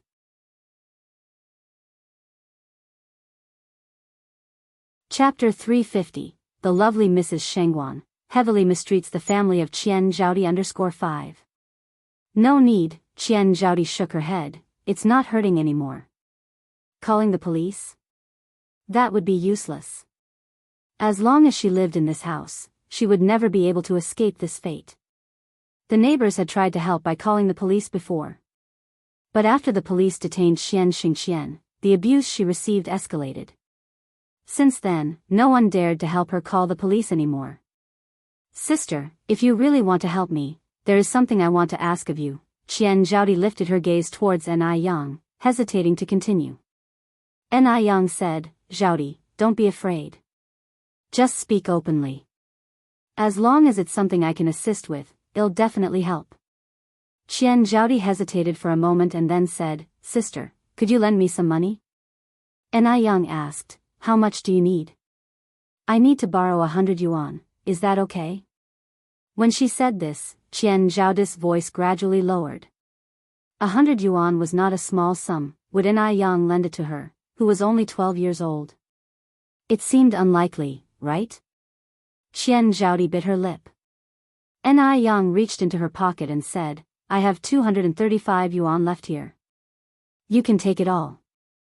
Before going to the vegetable market, Ni Yang had put away all the day's profit, leaving just 261 yuan for spending. She had just spent 26 yuan on groceries, so she had 235 yuan left. Although she didn't know what Qian Zhaodi needed the money for, she knew that Qian Zhaodi must desperately need this money, otherwise, she would not have asked for it. Moreover, Qian Zhaodi and Ni Yang shared the same fate. Seeing Qian Zhaodi reminded Ni Yang of her own past, she couldn't bear to reject her. Qian Zhaodi clutched the 230 yuan tightly in her hand, swallowing hard before saying, Sister, thank you. Ni Yang then handed over the bag of noodles to Qian Zhaodi. Zhaodi, here are some noodles. There's also a tube of burn ointment in the bag. Apply it on your scars before you sleep every night, it's good for your burns. Thank you, sister. Qian Zhaodi's eyes reddened instantly. She wanted to hug Ni Yang, but her clothes were dirty and tattered, and she was afraid of dirtying Ni Yang's clothes. As if reading Qian Zhaodi's mind, Ni Yang reached out to hug her. You're welcome, Zhaodi. If you ever run into any trouble, just tell me directly. Qian Zhaodi held her head against Ni Yang's shoulder, sobbing softly. For many years to come, she would never forget this moment. Don't cry anymore. Ni Yang caressed her head, whispering to comfort her. The next afternoon, when Ni Yang saw Qian Zhaodi again, her bruises had faded considerably, looking less terrifying than the day before. As before, Ni Yang brought noodles for Qian Zhaodi and also bought flowers. Watching Ni Yang's retreating figure, deeply, Qian Zhaodi bowed. Her eyes filled with unspoken emotions. Sister, thank you. After Ni Yang left, Qian Zhaodi took out a penny and went to the shop to buy 10 fruit candies. Then, she asked the old man who swept the train station to help her buy a train ticket. After she finished these tasks, she went home. Since it was still early, Zhao Xiaoxi and Qian Xingqian had gone to work in the field and hadn't returned yet, leaving Qian Wankai sitting at the doorstep. Wasteful brat, finally home. I'm hungry. Cook me something now. Has Mom and Dad not come back yet? Qian Zhaodi looked inside. Wasteful brat, worthless runt. I'm telling you to cook for me. Are you deaf? The hand Qian Zhaodi hid in her sleeve clenched into a fist. Speaking in a low voice, she said, Wankai, do you want candy? Qian Wankai bellowed, wasteful brat. You dare to eat candy behind Mom and Dad's back. Speak. Did you steal money? I'm going to tell Mom and Dad right now, let them beat you to death, you worthless runt. No, Wankai, you misunderstood. I didn't steal the money, I found my candy up on the mountain, look. Qian Zhaodi slowly opened her hand, revealing a piece of candy still covered in dirt. Candy.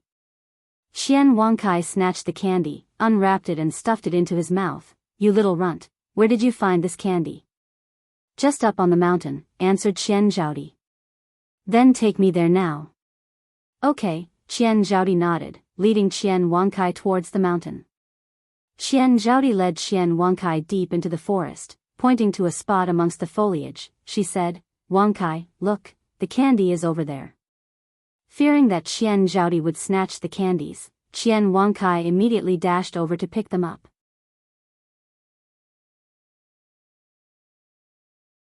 Chapter 351, The Lovely Mrs. Shengguan, heavily mistreats the family of Qian Zhaodi 6. But in the next second, a piercing scream of agony echoed through the air. Ah! Qian Wangkai's foot was caught in a large animal trap. The sharp teeth of the trap bit tightly into Qian Wangkai's ankle, and his cotton pants were instantly soaked with blood. Pain. Extreme pain. The air was filled with a strong stench of blood. Qian Wangkai was in so much pain that he was on the verge of passing out. Crying, he yelled out, Useless bastard!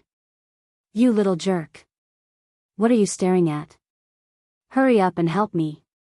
Qian Zhaodi immediately rushed forward, trying to pry open the trap with her hands. Wangkai, don't be afraid, your sister is here to save you. Unfortunately, the trap didn't open, but instead clamped tighter. The pain was unbearable, like being bitten by a tiger. Unable to withstand the intense pain, Qian Wangkai fainted. Before he lost consciousness, he cursed at Qian Zhaodi, You bitch! How dare you harm me? Mom! Mom, come save me! Come beat this bitch! Unfortunately, no one could hear his cries in the thick forest. Qian Zhaodi didn't linger at the place and ran back to the village. Mom and Dad. It's bad. Wangkai is missing. When she returned, Qian Xingxian and Zhao Xiaoxi had already noticed that Qian Wangkai was missing and were frantically looking for him everywhere. I asked you to watch your brother, how could you lose him? What kind of sister are you? Zhao Xiaoxi slapped Qian Zhaodi across the face. Qian Zhaodi cried out, Wangkai said he wanted to go play in the back mountain, I couldn't stop him, so I went with him. But all of a sudden, Wangkai disappeared while we were playing. I don't know what happened. Qian Xingxian grabbed a flashlight and walked out of the house anxiously. Xiaoxi, let's go find Wangkai. Once we find him, we'll settle the score with this good-for-nothing girl. If something happens to Wangkai today, I'll skin you alive. The couple left the house, cursing and swearing. Not long after, a huge fire broke out in a small farmhouse, consuming everything inside.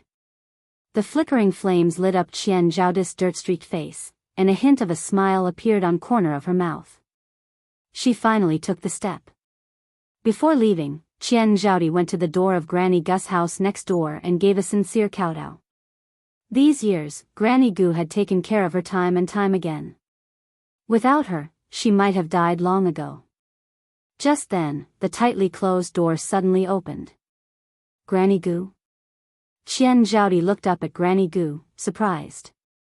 Granny Gu shoved a bundle into Qian Zhaodi's arms. Child, don't say anything. Go quickly. Granny Gu, Qian Zhaodi choked out, goodbye. Qian Zhaodi's frail figure disappeared into the dimness of the night. Granny Gu watched her leave and sighed slowly. It's better that she's gone. Because if Qian Zhaodi continued to stay in this family, she would eventually face certain death. By the time Zhao Xiaoxi and Qian Xingxian brought the unconscious Qian Wangkai back from the mountain, the fire was completely out of control, and the beams of the house had collapsed. Oh my God! What happened? Help! Somebody help put out the fire. Qian Xingxian was quite wealthy, and underneath his bed, he had hidden treasures handed down from his ancestors. My treasure. My treasure. Without his treasures, how would his family live the high life in the future? When the couple shouted out in panic, it drew quite a few villagers to come and watch the excitement. But they were there just to watch. In the village, Qian Xingxian and Zhao Xiaoxi were notorious for their domineering, cunning, and evil behavior, frequently abusing their daughter. So when they came to such a state, everyone was almost clapping in joy. What goes around comes around. This is their retribution. Right you are. I beg you, please help us put out the fire. I will pay you a lot. At this point, Zhao Xiaoxi didn't care about her son's injuries anymore. She knelt on the ground, pleading with everyone. Even if you give us a lot of money, we can't act against our conscience. Yes. 3 feet above our heads, there are divine beings watching. If we help put out the fire, won't that just be helping a tyrant? When you two are doing evil things in the village and abusing Zhaodi, didn't you ever think about this day? You deserve it. Please. Zhao Xiaoxi knelt till his forehead was bloody, but no one was willing to reach out a helping hand. Relying on others will not help. Qian Xingxian bravely dashed into the blazing inferno to retrieve his treasure. Wang Kai's father. Zhao Xiaoxi screamed in horror, watching as the raging fire engulfed Qian Xingxian. Then there is such a question from the crowd, where is Zhaodi? My goodness. The child isn't still in the fire, is she? Zhaodi is such a pitiful child. Once this realization seeped in, the onlookers promptly began to extinguish the flames. But it was too late. Because the fire was way too massive. However, they managed to drag Qian Xingxian out of the burning area, but by then, it was too late. Qian Xingxian was so charred that he was unrecognizable. He was barely alive, but bedridden for the rest of his life. Qian Wangkai, on the other hand, had to have his limb amputated because his wounds were not properly cared for in time and thus had become infected. As for Qian Zhaodi, everyone speculated whether she had been reduced to ashes in the fire. Everything was lost. No more people, no more money. Zhao Xiaoxi sat on the cold ground, crying uncontrollably, and finally, unable to cope with this blow, he turned mad overnight. At this time, Qian Zhaodi had just gotten off the train. Watching the rising red sun, her eyes brimmed with endless hope. A new life. It had begun. She would tread along the pathway leading towards her future, slowly but steadily. The next day, when Yang went to the vegetable market again, she didn't see the familiar figure with yearning eyes, clutching a camellia flower. It was getting late, and there was still no sign of Zhaodi. Yang glanced at the setting sun and furrowed her brows in concern. Excuse me, are you Sister Yang? A childish voice sounded at her side. Looking down, Yang saw a little boy, about 7 or 8. I am Yang. How can I help you, dear? The boy said, I'm Zhaodi's good friend. She asked me to tell you that she has gone far away. She will take care of herself and you should not worry about her. Also, the boy pulled a red string out of his pocket and gave it to Yang. She asked me to give this to you. Before Yang could ask anything else, the young boy scurried off. Yang lowered her eyes to the red string in her palm. It was an ordinary red string, with a peach pit in the shape of a basket tied to it. The pit was polished and gleamed brightly, which showed the dedication of whoever crafted it. Peach pits tied with red strings were considered talismans against evil in folklore. Nevertheless, this was a token from Zhaodi, and Yang carefully tied it around her left wrist. Soon, Saturday arrived. Today was the day of Li Yanren's party. Fearful that Li Ting might not be interested in such a gathering, she had not only invited Yang but also Li Xianxian. The idea of a party, after all, was to make it as lively as possible with more people.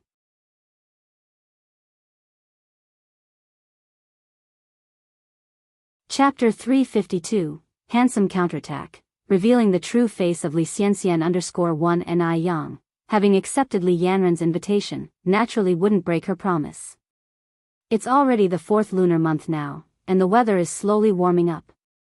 The willows on the river bank are beginning to bud, fluttering in the wind, looking like a girl's slender waist. Yang opened up her wardrobe. She didn't have many clothes, mainly cheongsams and coats, along with one bright red down jacket. All she needed to wear in this kind of weather was a cheongsam. Yang stood in front of the wardrobe and after much hesitation, ultimately chose a blue-green cheongsam. The button loops of the cheongsam were wine red. The combination of blue and red didn't look abrupt, but rather harmonious. She wore a pair of silver white high heels that revealed a little of her fair ankle and slender calves. Her long black hair was loosely plaited into a fishtail braid that hung over her left breast.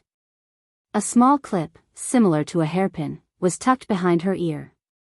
As she walked, the short bead chain on the clip quivered, making it look especially pleasing. The cheongsam is a type of attire that is rather selective of its wearer. If slightly mishandled, it would make the wearer seem excessively mature, drab. Yet when worn by an young, one could see infinite vitality and beauty. A feast for the eyes. She was like an orchid blooming alone in a valley, capable of becoming a beautiful landscape wherever she went. Just as Yang finished changing her clothes, Quihua's voice came from the courtyard, Yang, are you ready? Yenran is here. I'm ready, Yang walked out of the room. Ah. Yang, you look so beautiful. Even though this wasn't the first time seeing Yang dressed in a cheongsam, each time, Yang always impressed, radiating a unique beauty in each cheongsam she wore. Thank you, Yang said with a smile, you're very beautiful too. I mean it, you're really beautiful. Li Yanran went over and held on to Yang's wrist. Oh, how wonderful it would be if beautiful Yang could become her sister-in-law and save the gene pool of the Li family. Li Yanran mused happily. The two greeted Tsuehua, then left the family home. Due to the poor roads in the village, Li Yanran's car could only be parked at the entrance of the village. The two walked to the village entrance. Li Yanran opened the door of the passenger side. Yang, you sit next to me. Yang was somewhat surprised. Yanran, you drove here yourself? In the 80s, it was rare for women to drive. But then again, Li Yanran was from a wealthy family, so her being able to drive wasn't a rarity. Li Yanran nodded. Yes, I drove here myself. Yang leaned in and slid into the car. The car that Li Yanran was driving was a well-known domestic brand, with all leather seats, and even a radio installed inside. At that moment, the radio was broadcasting a famous martial arts novel. Not only could the radio broadcast novels, but it could also play music. Li Yanran turned to Yang, would you like to listen to some music? Sure. Yang nodded.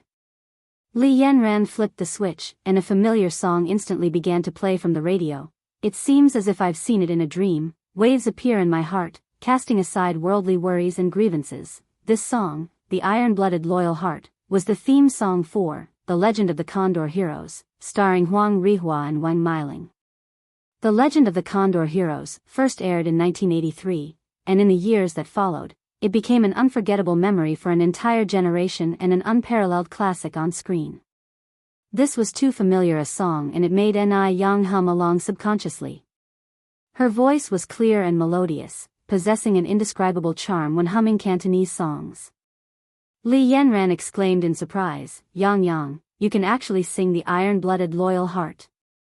The Iron-Blooded Loyal Heart was in Cantonese, which Li Yanran had wanted to learn for some time. Cantonese was rather difficult, and she hadn't yet mastered it.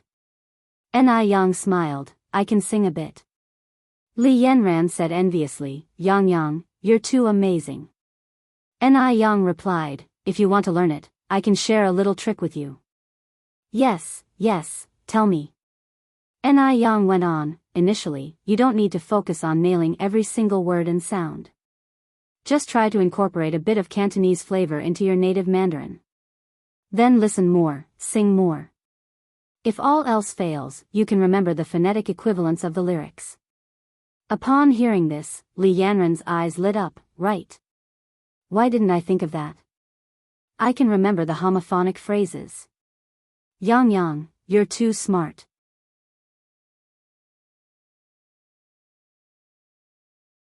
Chapter 353, Handsome Counterattack, revealing the true face of Li Xianxian _2. Yang bashfully rubbed her nose and modestly said, just a so-so. The Li family's residence was located right in the heart of the city. Traffic in Beijing at this time was still convenient with no traffic jams, so they quickly reached the Li family's villa. Yang Yang, we're here. All right. Ni Yang opened the car door and got out. Li Yanran led Ni Yang inside. The lease house was decorated in a Western style, with plenty of modern touches seen throughout. The gathering was held in the back garden. By the time Li Yanran and Ni Yang arrived, the back garden was already filled with many people, men and women alike, laughing and chatting merrily. Li Yanran led Ni Yang straight to Li Tingji. Brother, let me introduce you to Yang Yang, my best friend. Yang Yang, this is my brother. Miss Li, you already know Yang Yang, so there's no need for me to introduce you. Miss Ni, nice to meet you. A light of astonishment flashed in Li Tingzi's eyes as he extended his hand to Ni Yang. Mr. Li, nice to meet you.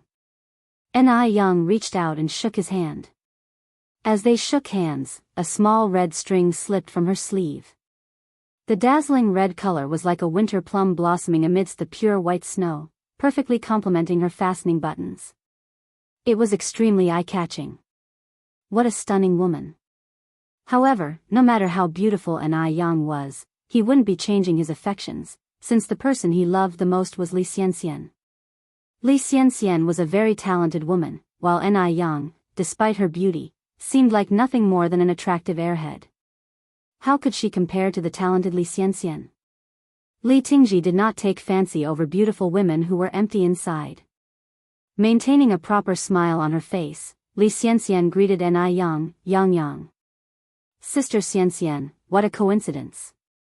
Ni Yang also smiled. Ni Yang did not expect to see Li Xianxian here today, and Li Xianxian did not expect to bump into Ni Yang at the Li residence. Yes, what a coincidence indeed.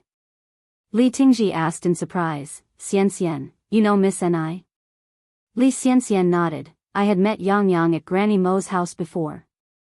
Yang Yang is the divine doctor who cured Xiao Dai's illness. Having previously been put in her place by Ni Yang, Li Xianxian wasn't about to make the same mistake. She was waiting for a perfect opportunity, one that could lead to Ni Yang losing face. With so many people here today, it wouldn't be too hard to embarrass Ni Yang. Li Tingji nodded and exclaimed, Miss Ni is really amazing. Ni Yang replied with a light smile, just fulfilling my duty as a doctor. Li Tingji was stunned. He did not expect Ni Yang's response to be so indifferent, as he thought Ni Yang would seize the opportunity to boast about herself. However, Ni Yang did not seem to have any intention of doing so. This girl seemed different from his initial impression of her. Yang Yang, let me introduce you to some of my other friends, Li Yanran said. All right. Ni Yang nodded. Li Yanran led Ni Yang to a group of young men and women. Let me introduce you to everyone. This is my recently acquainted good friend, Ni Yang, Yang Yang for short. Nice to meet you, Yang Yang. My name is Zhao Xiaoqi. Fong Kai. You can just call me Kai. I grew up with Yanran. My name is Lin Xiaoyu, but everyone calls me Little Lin. You can call me that too, Yang Yang. Fong Ju, I'm Zhou Dajuan. Everyone was quite enthusiastic when greeting Ni Yang. Ni Yang was beautiful and had no conceit, making her popular among the crowd. Particularly among the young gentry, who couldn't tear their eyes away from her. Beauty was not rare in Sijou City, but a beauty like Ni Yang, stunning inside and out, was indeed scarce. Not only was she beautiful, but she also had a great figure. Covered by her cheongsam, her waist was so slender that one might think it could snap at any moment. And yet, despite the body-hugging cheongsam, she did not seem the slightest bit provocative. Instead, she seemed even more pure and charming. She was as beautiful as if she had stepped right out of a painting capturing the beauty of Jiangnan's water towns. Yang Yang, Little Lin exclaimed in surprise, how did you braid your hair? It's beautiful. Ni Yang smiled and said, this is called a fishtail braid. If you like it, I can braid your hair this way too. The fishtail braid was a style that only became popular in later years. In this era, people had yet to discover this kind of braiding, so everyone found it very novel when they saw Ni Yang sporting one. Moreover, Ni Yang had adorned the lengths of her fishtail braid with pearls, making it look very fresh.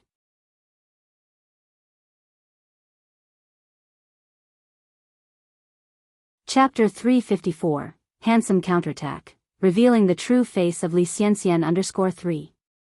Really? Yes. Ni Yang was standing behind Lin, helping her style her hair into a fishbone braid. All girls love beauty. As Ni Yang was braiding Lin's hair, a few privileged young ladies crowded around her, hoping to learn the skill. Ni Yang was not stingy with sharing her expertise. She was explaining in detail while braiding, her face full of concentration, sunlight highlighting her with a warm, golden light. Typically, anyone capable of creating something as lovely as this fishbone braid would hoard their expertise to themselves. However, Ni Yang didn't.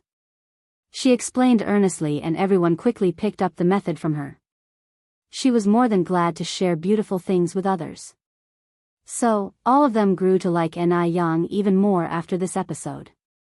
After the fishbone braiding lesson, the girls began a discussion about Ni Yang's perfect skin. Yang, your skin is flawless. What skincare products do you use? I use Ice Silk Skin.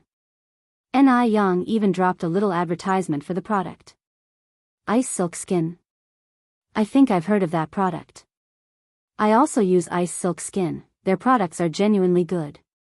It's just that their anti-wrinkle cream and whitening creams sell out pretty fast, so it's an advantage if you order them in advance. You don't just need to order in advance, you must do it a few months ahead. I'm currently using their aloe vera range. It's rather great, even better than the foreign imports. I've been trying to pre-order for quite some time now. Is Ice Silk Skin really that good? Definitely. Then I'll also buy a set and try it. Just the name Ice Silk Skin sounds pretty high-end. There was a faint shimmer in Ni Yang's eyes. It seemed like Ice Silk Skin had successfully made its mark within the glamorous circles. It was perhaps time to introduce a membership system. Membership marketing is precision marketing fueled by designing detailed business plans. You refine every aspect of your work to perfection in order to meet higher targets, leading to constant growth in business benefits and expansion. Ni Yang believed that someday, Ice Silk Skin would make its name on the international stage. Li Xianxian watched everything unfold, a flash of dark light flickering in her eyes. Before Ni Yang arrived, she was the most popular person in the circle. But now, her radiant glory had been completely overshadowed by Ni Yang. What a cunning little minx. Since it was a social gathering, there were various entertainment facilities set up in the garden. Li Xianxian's gaze fell on the dartboard nearby. At this time, dart games had only just become fashionable among the elite. There were not many who were actually skilled at it, but Li Xianxian just happened to have practiced it before. Li Xianxian walked up to the dartboard, picked up a dart, and, standing about 20 meters away, elegantly flung the dart. Snap! The dart hit right on the 8th ring. Given that the 10th ring is the best score, an 8 is an impressive achievement. Moreover, Li Xianxian is a girl, whereas darts is usually seen as a more masculine game. Wow! Xianxian, that's amazing. Xianxian, you're good. A heroine amongst women. Li Ting looked at Li Xianxian, admiration burning in his eyes. Li Xianxian was truly amazing, not only in possessing a wealth of knowledge, but she also played darts so well. Li Xianxian modestly said, "It's just a little trick, it's nothing big." Speaking of darts, Yang is definitely much better than me. After all, she is a talented and versatile woman. Ni Yang raised an eyebrow slightly. Sister Xianxian, you overestimate me. How can a country bumpkin like me know how to play such a game? Exactly. How could a country bumpkin like Ni Yang know how to play it? Amusement sparkled in Li Xianxian's eyes as she said with a smile, "You're just too modest, Yang." Gu Yi, who was close to Li Xianxian, approached the two of them, saying gently, "Xianxian, you and Yang stop being so humble. Why not have a competition between you two? Then we can see who is better." Birds of a feather flocked together. Gu Yi, just like Li Xianxian, was filled with envious hatred towards anyone more attractive than her. Would I have the honor of competing with you, Yang Yang? Li Xianxian looked up at Ni Yang. Together, the two of them pushed Ni Yang into the spotlight. If she refused now, it would certainly leave a poor impression. The pair obviously wanted to make her look foolish. Ni Yang gave a light smile. Since Sister Xianxian has cordially invited me, it would be impolite to decline. Sister Xianxian, after you. Li Xianxian nodded and picked up a dart.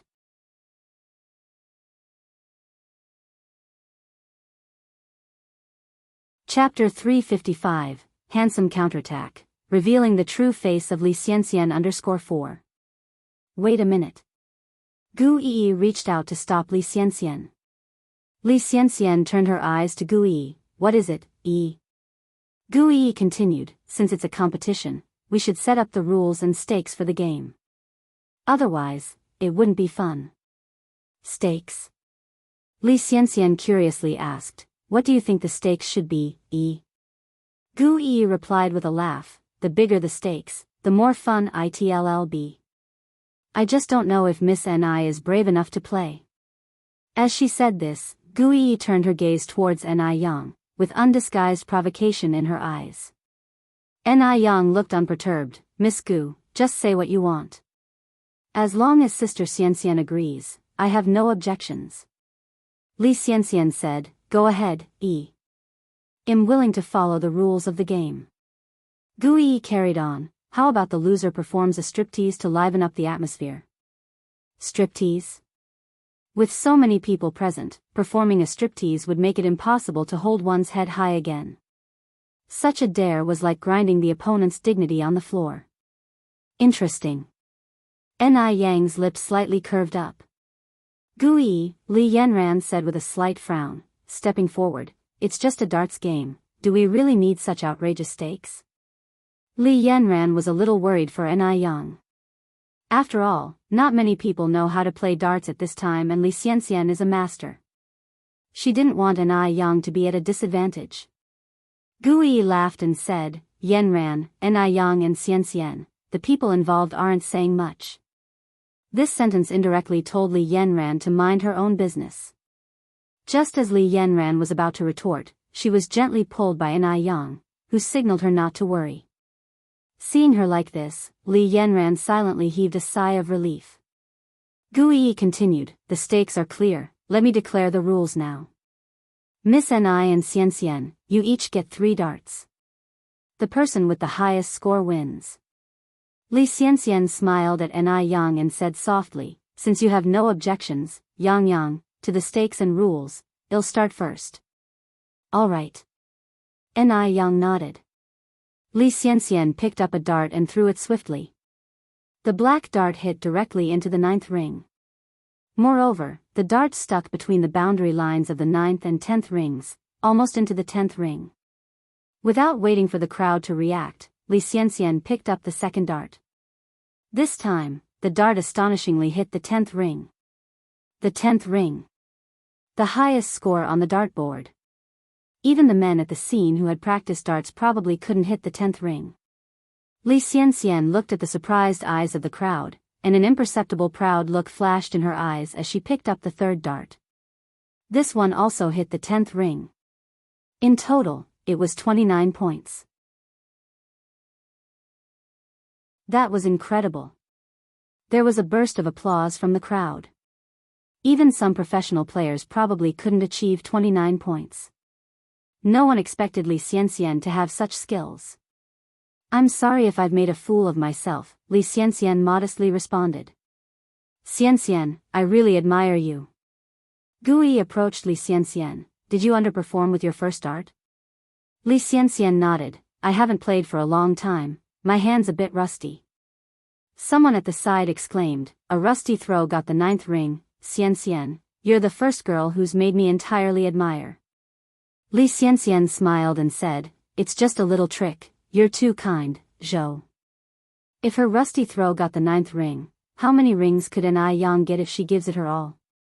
At this moment, the more Li Xianxian downplays her skills, the more it underscores Ni Yang's incompetence. Striptease, huh?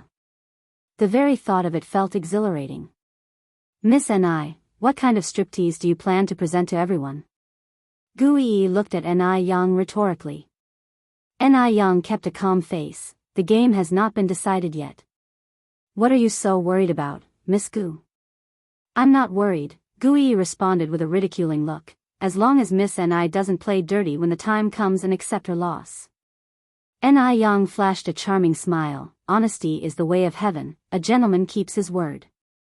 She spoke with such dignity. Even Li Ting looked at Ni Yang at this moment. It seems that Ni Yang is not the incompetent beauty as he imagined. She has some cultural foundation, just not as talented as Li Xianxian. Gu Yi laughed and said, I feel reassured with Miss Ni's words. Whoever goes back on their word after the game is a contemptible person who loses face.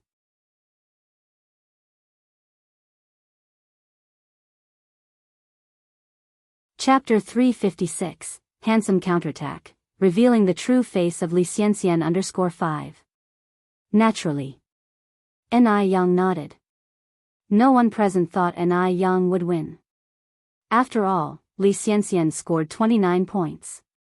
Unless Ni Yang could score 30 points. Although Ni Yang was beautiful, beauty didn't equate to skill. Could she score 30 points? Ni Yang casually picked up 3 darts, half closed her eyes, aimed at the bullseye, lightly flicked her left hand, and all 3 darts flew out. Her actions were clean and sharp, without a hint of messiness. All 3 of them. She actually threw all 3 at once? Could all 3 hit the dartboard at once? Does she even know how to play darts? Ni Yang was about to embarrass herself. She would become the laughingstock of the venue. A triumphant glimmer flashed momentarily across Li Xianxian's eyes. But the next second, something unbelievable happened. All 3 darts hit the 10-ring score. And they hit the bullseye. All 3 darts were tightly clustered together. This was beyond impressive. Scary. It's really too scary. Li Xianxian's face turned deathly pale. What? How could this be possible? How could Ni Yang, a simple country girl, have such talent? Xianxian, Li Yanran gloated, what kind of sultry dance are you preparing to perform for us? A sultry dance? How could she dance that kind of dance? Gu Yi stood up and said, this round doesn't count. No one could hit the bullseye with all 3 darts at once. This must be a coincidence. Li Yanran retorted, Gu Yi. Your reasoning seems a bit far-fetched, don't you think? You say it's a coincidence, then why don't you go ahead and show us a coincidence of your own? If you can't stand to lose, then don't play. Gu Yi retorted, if it's not a coincidence, then Miss Ni, please demonstrate for us again. She refused to believe that Ni Yang could be so lucky a second time. Upon hearing this, everyone around nodded in agreement. Hitting the bullseye with 3 darts at once, it truly was a bit unbelievable and could indeed be mere coincidence. Gu Yi, you're just stirring up trouble. Li Yanran was furious. A sense of relief washed over Li Xianxian's face. It was just a coincidence, she didn't need to panic. In the end, the loser would still be Ni Yang. Ni Yang gave a light smile, reached out to pick up 3 darts, then please watch closely, Miss Gu. Since everyone thought it was a coincidence, she would prove herself with her skills. With those words, she raised her hand. Swish. Swish. Swish. All 3 darts hit the bullseye again. Everyone fell completely silent. The area was absolutely quiet, nobody said a word. Ni Yang continued, if Miss Gu still thinks it's a coincidence, then how about this? After she spoke, Ni Yang threw another 3 darts. And this time, she threw them with her back facing the dartboard. Her pose was scarily cool. What was even scarier was that all 3 darts still hit the bullseye. Even Li Ting, standing beside her, was dumbfounded. He thought that Li Xianxian was the most impressive girl he had ever met, but he never ever thought that, in this world, there was someone who could beat Li Xianxian. Yang, you're so good. Li Yanran walked over and hugged Ni Yang's arm. I guess some people have no words left now. How is this possible? Gu Yi exclaimed in disbelief, Did you cheat? How could you cheat at darts? There were so many people watching. Gu Yi's accusation was absurd. Yang smiled faintly, the corners of her mouth lifted slightly. Only a dog would go back on its word, so. Miss Gu, don't be a dog. Her tone was gentle but resolute, effectively reprimanding both Gu Yi and Li Xianxian without a single swear word. Xianxian, it's time for you to keep your end of the bet. Li Yanran turned to look at Li Xianxian. Li Xianxian's face was ghostly pale. What was she supposed to do? How could she dance in such a humiliating way? If she danced, she would completely lose face. Tingji, Li Xianxian looked up at Li Ting, her eyes full of mist. Anyone who saw her in such a pitiful state would instantly feel sympathetic. Seeing her like that, Li Ting felt as if his heart was being squeezed. He could barely breathe from heartache. Although Li Xianxian had lost, she wasn't the one at fault. The one in the wrong was Gu Yi. Gu Yi should never have suggested such an outrageous bet. Xianxian, don't worry. Li Ting whispered comforting words to Li Xianxian, then he turned to Li Yanran. Yanran, you're not young anymore. How could you join in the foolish clamor?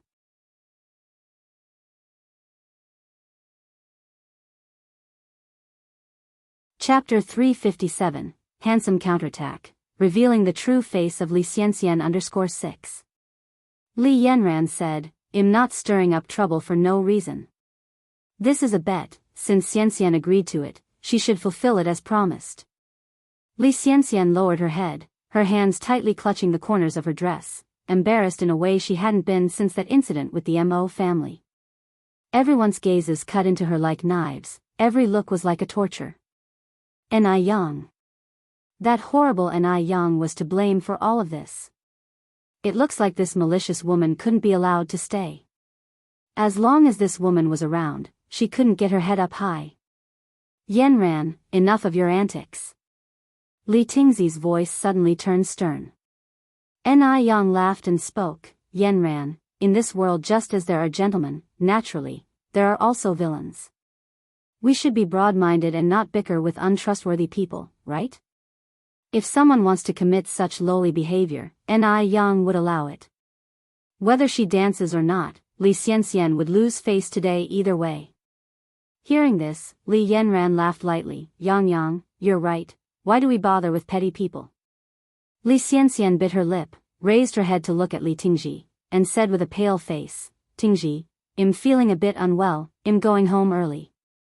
Li Tingji said in a worried tone, I'll send you home. No need, I want to be alone for a while. After saying this, Li Xianxian turned around and left directly. Li Tingji walked up to Li Yanran and said angrily, Yanran, do you realize that you went too far just now? Xianxian is our guest, look at what you've reduced her to. Since Yang was a guest, Li Tingji couldn't directly point fingers at her, so he indirectly criticized his own younger sister instead. How have I gone too far? I was just abiding by the bet. Li Yanran said, brother. The one who's being unreasonable is you. You know that Li Xianxian is a guest, but Yang is also a guest who I invited.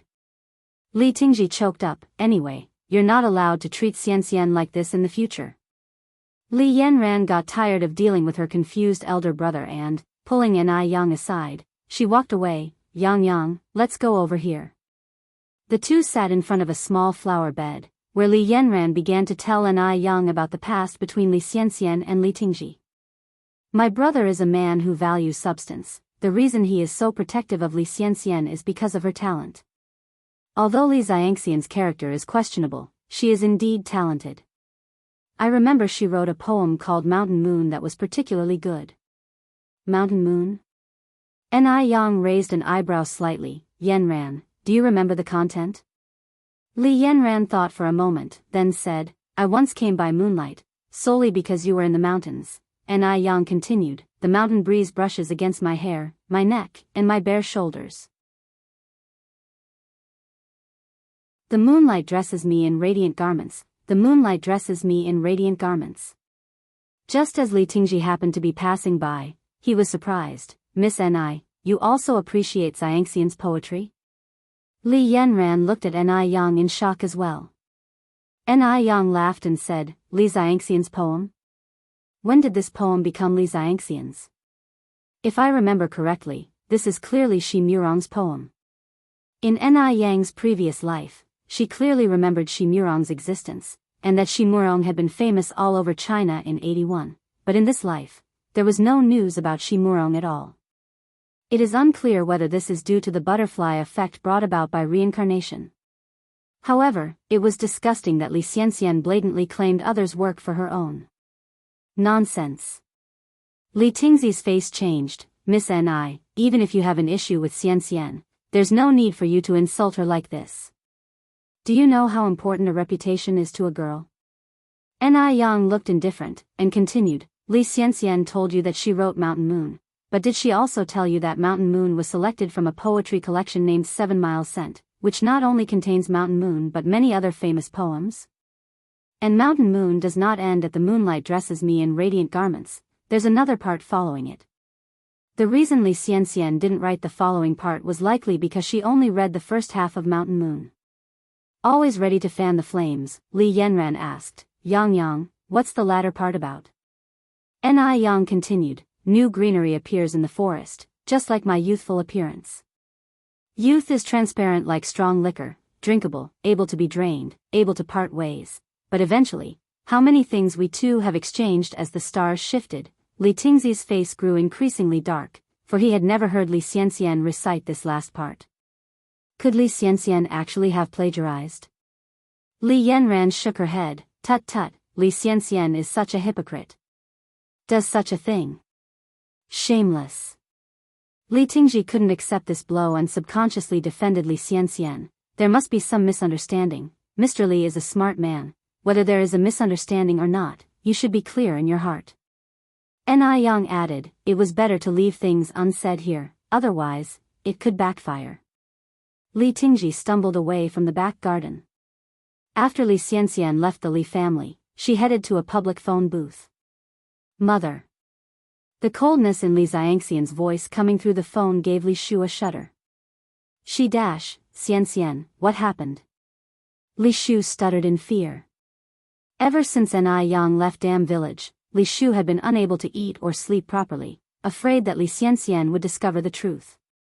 Did Mu Yang leave Dam Village? No, Li Shu wiped the cold sweat off her forehead. How long are you going to keep lying to me? What did I tell you? Why did you let her leave Dam Village? Li Shu hastily explained, Xianxian, listen to me. It's not what you think, I really tried my best, but you need to understand that it's difficult to go against the will of others. Li Shu recounted the events that had happened in Dam Village to Li Xianxian. After hearing the events, Li Xianxian narrowed her eyes. She is quite capable. She even managed to enlist the help of a city official. Li Xianxian continued, Mother, do you want to live a good life in the city? Xianxian. Li Shu exclaimed joyfully, are you finally going to bring me to the city to live a good life? Mother, now you have more than just one daughter. Li Shu furrowed her eyebrows, Xianxian, what are you talking about? Apart from you, how many daughters could I have? Li Xianxian said, didn't you already marry Mu Jinbao? Then Mu Yang is also your half-daughter. As your daughter, she should fulfill her obligation of supporting her parents and elders. Mother, Mu Yang is now doing well in the city. She has opened 4 noodle restaurants and has become quite wealthy. Wealthy? Li Shu's eyes lit up immediately. She didn't expect that little wretch Mu Yang to now have such ability. It seems that she was going to live the life of a rich wife in the future. The thought of this brought Li Shu much excitement. Li Xianxian continued, Mother, you don't need me to teach you what to do, right? No, Li Shu laughed, Xianxian, rest assured, this time I promise not to disappoint you.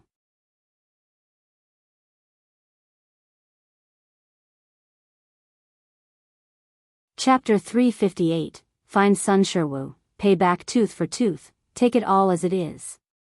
_1 Li Xianxian gave a few more instructions, then said, Mum, you guys should set off as soon as possible. It's better to do this sooner rather than later. Once you get to Beijing, I'll arrange for someone to meet you. Okay.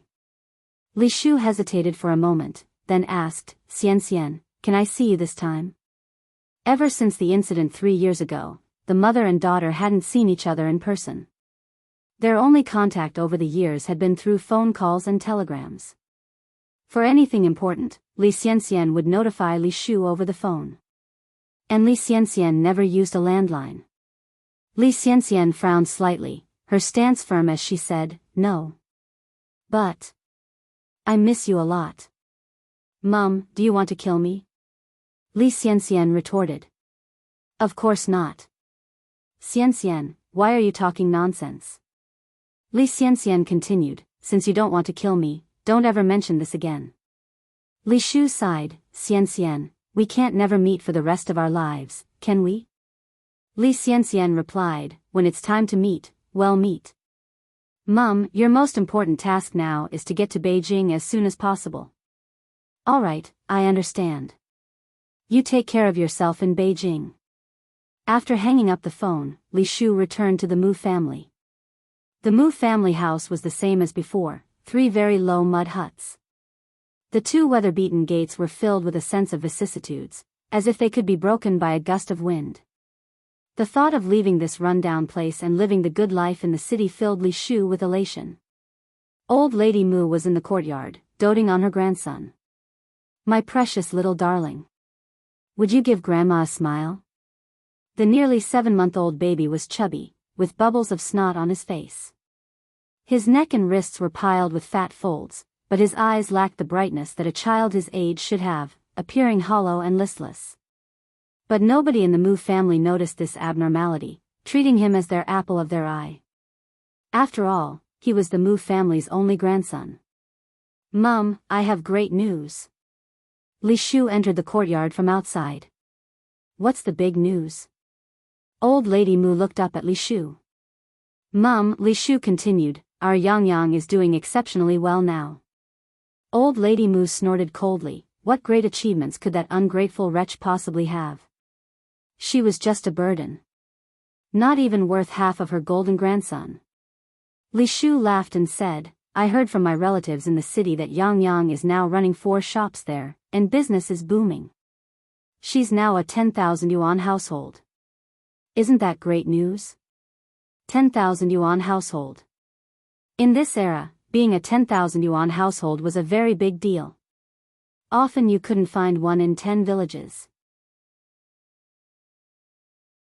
Upon hearing this, Old Lady Mu asked in surprise, that wretch is really a 10,000 yuan household now? Indeed, responded Li Shu, my relative saw it with his own eyes. Are you telling me he would lie to me?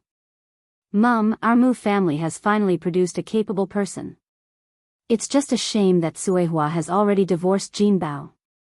Otherwise, you and Jin Bao could have enjoyed her success too. At the end of her words, Li Shu sighed deeply. Old Lady Mu squinted her eyes, divorced? Even if she's divorced, she's still part of our Mu family. Where is that wretched girl now? Yang is in Beijing now. Li Shu answered. Old Lady Mu then said, Ashu, go pack your things. We're going to Beijing tonight. Now that Yang is a 10,000 yuan household, of course they have to go to Beijing immediately. After all, Yang's money is the Mu family's money. If they don't go quickly, what if Tsuhua hooks up with some rogue and gives all the money to him? The Mu family's money should be under her control. It can't be stolen by some rogue. Mum, Li Shu hesitated, then said, there's something else I'd like to tell you, but you'll need to prepare yourself. Tell me. Li Shu continued, my relative told me that Yang has changed her surname. She now uses her mother's surname, and I. Do you think she'll still recognize us if we go to Beijing now? A name change? How dare that wretch change her surname? Old Lady Mu angrily stood up, her eyes glaring. That ungrateful little wretch has really gone too far. She was born a Mu, and even in death shall be a Mu. Just wait. When I get to Beijing, I'll make her change her surname back. I'm her grandmother, you're her mother. Yaozong is her blood brother, she doesn't get to decide whether to acknowledge us or not.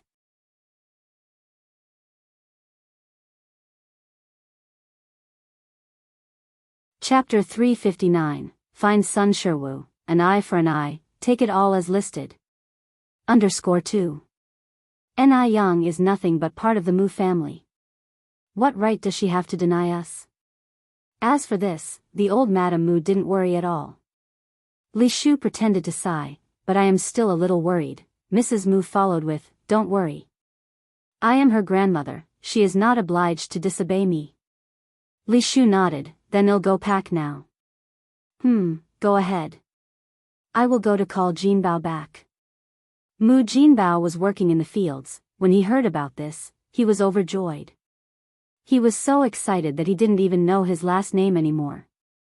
He had never dreamed that he could become a man of tens of thousands in his lifetime. Didn't expect this little wretch to be so capable. Old Madame Mu huffed, what skill does a loss-making wench have? It's all because our old Mu family's ancestral grave is well located and can emit green smoke. Otherwise, the loss-making girl probably would have starved to death outside. Now, she doesn't know how to be thankful, and she even dared to change her surname. This time, I must give her a good lesson. Otherwise, this little wretch might even move heaven and earth. Mu Jinbao agreed, Mom, you are right. She needs to be disciplined. Li Shu said, Mom, how should we split those 4 shops? I heard from my relatives that the shops have a good business and can make several thousand yuan a day. Several thousand a day? Upon hearing this, lustful lights appeared in the eyes of both Mu Jinbao and Mrs. Mu. Let me think about it, said old Madame Mu, squinting her eyes, calculating, let's divide it this way. Yaozong will get 2, I'll get 1, and you 2 will get 1. However, Yaozong is still young and his shop will be managed by me for now. Old Mrs. Mu was a cunning woman herself. After all, Li Shu was an outsider. Mu Jinbao was a simple-minded honest man, naturally too much couldn't be given to Li Shu. What if Li Shu took the money earned from the shop and secretly nourished another man outside? All the money in their family belonged to Mu Yaozong. Okay, I have no objections. Although Lady Mu only gave her 1 shop. But sooner or later, those other 3 shops will also be hers. After all, Mu Yaozong was born from her womb. It's her womb which is creditworthy. Seeing that Li Shu had no objections, Mrs. Mu nodded in satisfaction. What the Mu family needed was such an obedient good daughter-in-law who could carry on the family line. Mom, there is something I don't know whether I should say or not. Li Shu hesitated to speak. Shu, you speak. Li Shu continued, I think we should find a suitor for Yang Yang during our trip and marry her off early, so that she won't covet our family's money. After all, our Mu family's money shouldn't fall into the hands of outsiders. Li Shu had already made arrangements with Li Xianxian. While introducing suitors to Ni Yang, she would directly sell Ni Yang to human traffickers. To let her have no place to be buried. All the better to get her out of Li Xianxian's way. Mrs. Mu nodded, Shu, what you said makes sense. Li Shu expressed her concern, it makes sense indeed, but what if Yang Yang refuses? Didn't my distant relative get scared off by her last time? Mrs. Mu shouted angrily, if that little wench dare to refuse, well just lock her up. Not giving her any food, until she agrees. The old ginger is always spicier. She didn't believe that little wench Ni Yang could be tougher than her. Then what about Sister Tsuihua? Li Shu continued. Ni Tsuihua? Mrs. Mu said with a disgusted face, she is just a shoe that nobody wants. She doesn't deserve to live in our Mu family. Once we arrive at Beijing, I will let her roll as far as possible. Mom, is it a bit too harsh for us to do this to Sister Tsuihua? Li Shu said, after all, Yang Yang is her daughter, no matter what. Mrs. Mu said, Mu Yang is our Mu family seed, what does she have to do with that cheap bitch? If it hadn't been for that worthless woman who can't have sons, maybe our Mu family would be prosperous by now. That bitch Mu Yang secretly lives a good life outside while making our whole family living in the country suffer hardships. Shu, you are just too kind to speak for them. Old Mrs. Mu had made her decision. This time, after they arrived in Beijing, she would definitely make Ni Yang understand that as a grandmother she wasn't to be trifled with.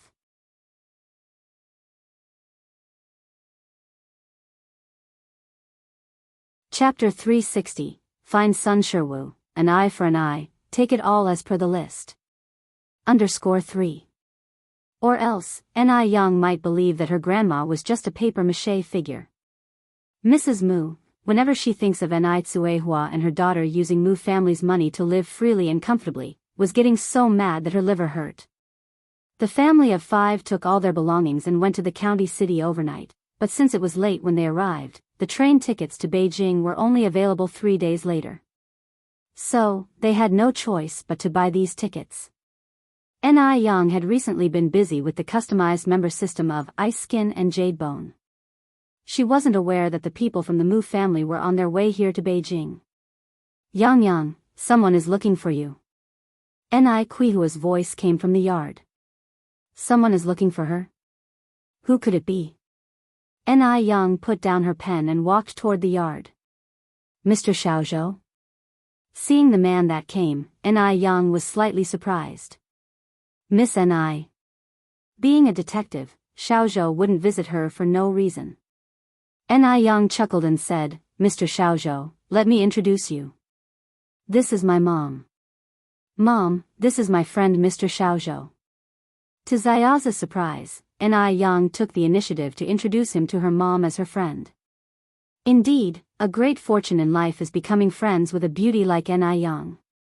Xiaozhou cordially greeted, good to see you, Auntie. You can just call me Xiaozhou. Ni Tsuhua nodded, nice to meet you, Xiaozhou. Yang, lead Xiaozhou to take a seat inside. Okay. Mr. Xiaozhou, this way. Xiaozhou followed Ni Yang to the living room. Take a seat, Mr. Xiaozhou. I'll make some tea. Xiaozhou somewhat embarrassedly replied, Miss Ni, you don't have to be so polite. I only need to say a few words and then I'll leave. Ni Yang smilingly answered, it's no big deal, just a cup of tea. It wasn't long before Ni Yang came over with a cup of freshly brewed tea. Xiaozhou took a sip of the tea, originally thinking it was just an ordinary cup of green tea. Unexpectedly, it was surprisingly good. This tea was incredibly aromatic. Miss Ni, where did you buy this tea? Ni Yang replied, I roasted it myself. Miss Ni, you are truly remarkable. Xiaozhou put down his tea cup, then added, by the way, Miss Ni, the reason for my visit is to discuss something with you.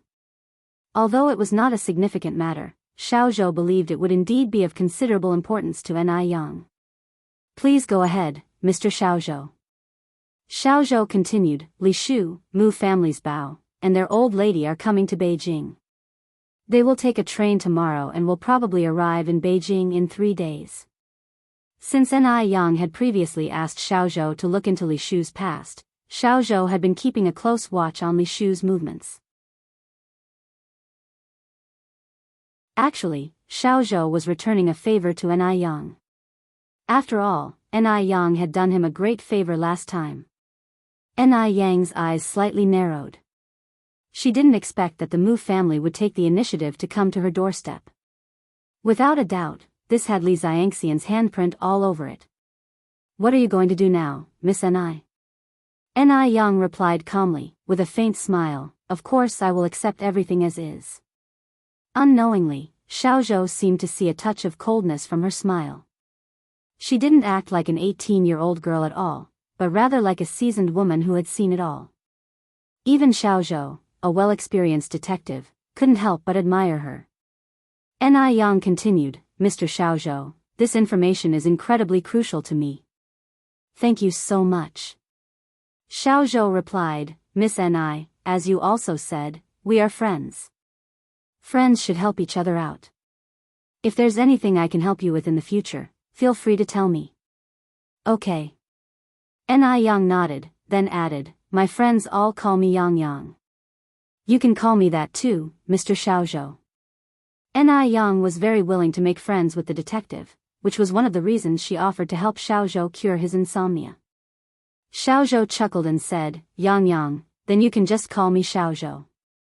There's no reason for friends to call each other Mr. or Mississippi. Ni Yang agreed without any pretense, okay, Xiaozhou. Xiaozhou continued, Yang Yang, now that everything has been clarified, I should go back. There's still work to do at the bureau. Ni Yang stood up and said, wait a moment, Xiaozhou. Xiaozhou halted, puzzled. Ni Yang came back quickly, carrying a large glass jar full of tea leaves. Xiaozhou, you like tea, don't you? This is for you. This is too valuable, I cannot accept it. Such a big jar of tea leaves must have taken a long time to collect, not to mention the time to roast them.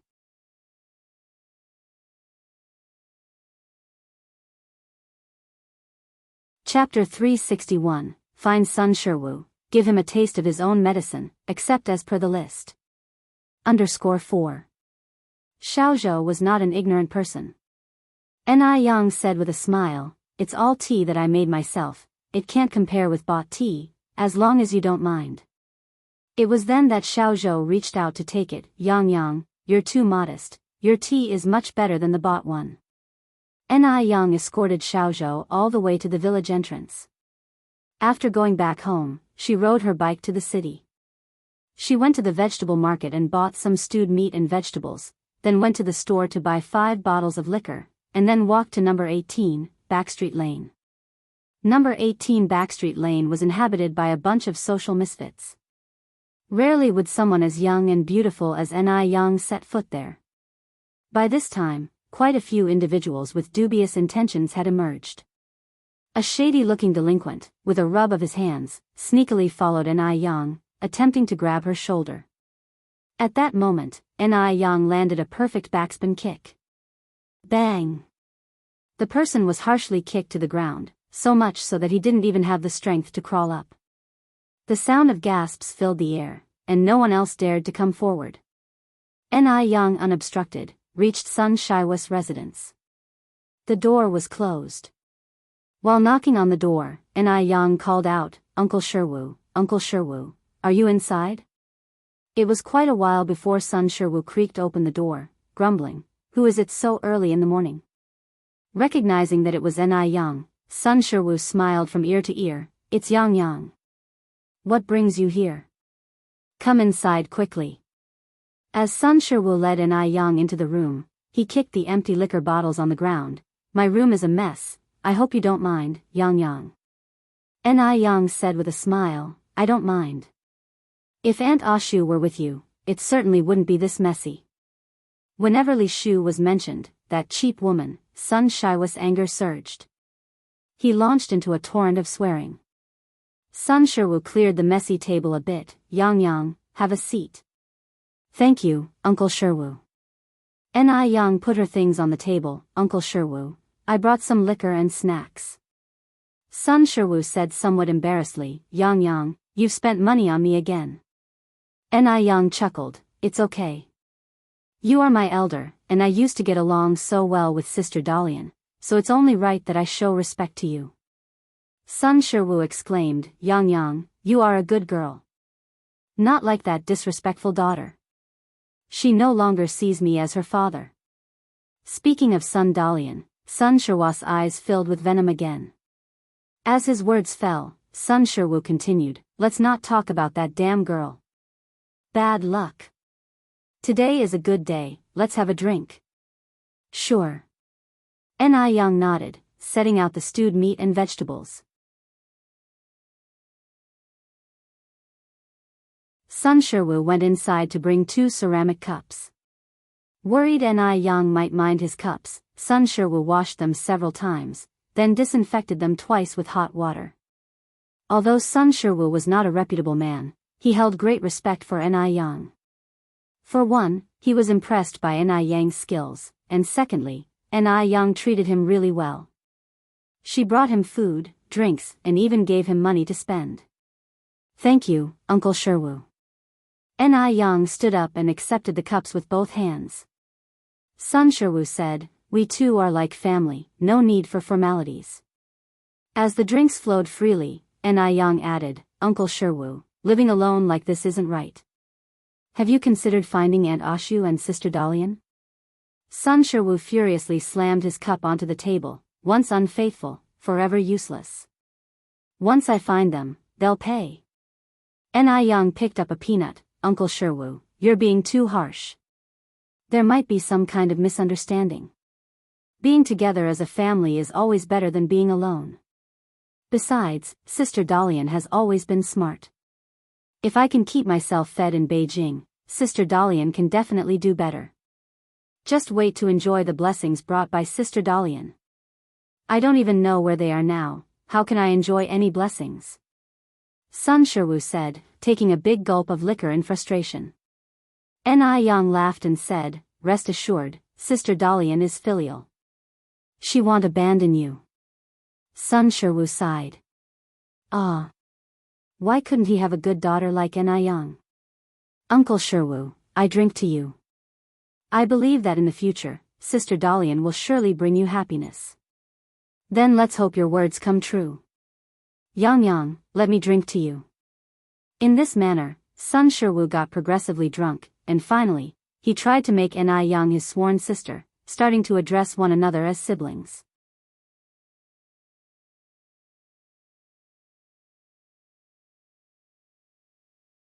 Chapter 362, Find Sun Sherwu, Retaliate tit for tat, take everything exactly as it is. _5. Little Yang, listen here, your good old brother has had an incredibly lousy life, meeting a damned whorish woman. Burp.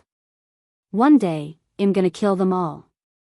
Burp, since they aren't letting me be, then I won't let them be either. Burp. Crash. The drink's glass falls to the ground, and Sun Sherwu collapses on the table, unconscious. Uncle Sher? Ni Young spoke softly.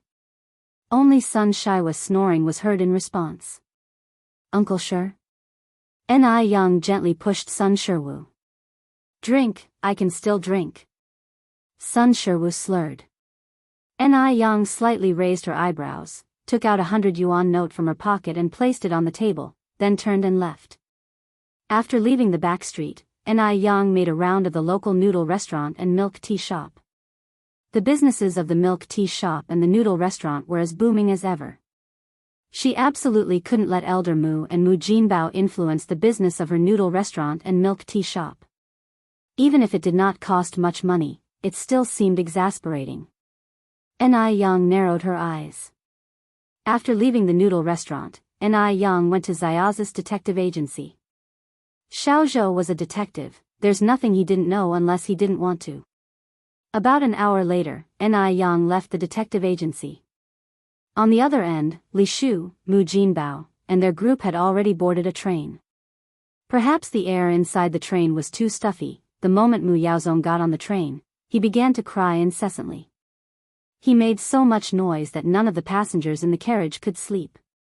Grandmother Mu cradled Mu Yaozong. Her whole demeanor was incredibly affectionate. Grandmother's good grandchild, don't cry. Once we get to Beijing, your grandmother will take you to live in a mansion, eat delicious food and drink spicy things. Let's just endure it for a bit longer. In the face of her golden grandson, Grandmother Mu could not help but present him the best things. Li Shu and Mu Jinbao were in the back seat, discussing how to run the businesses once they reached Beijing.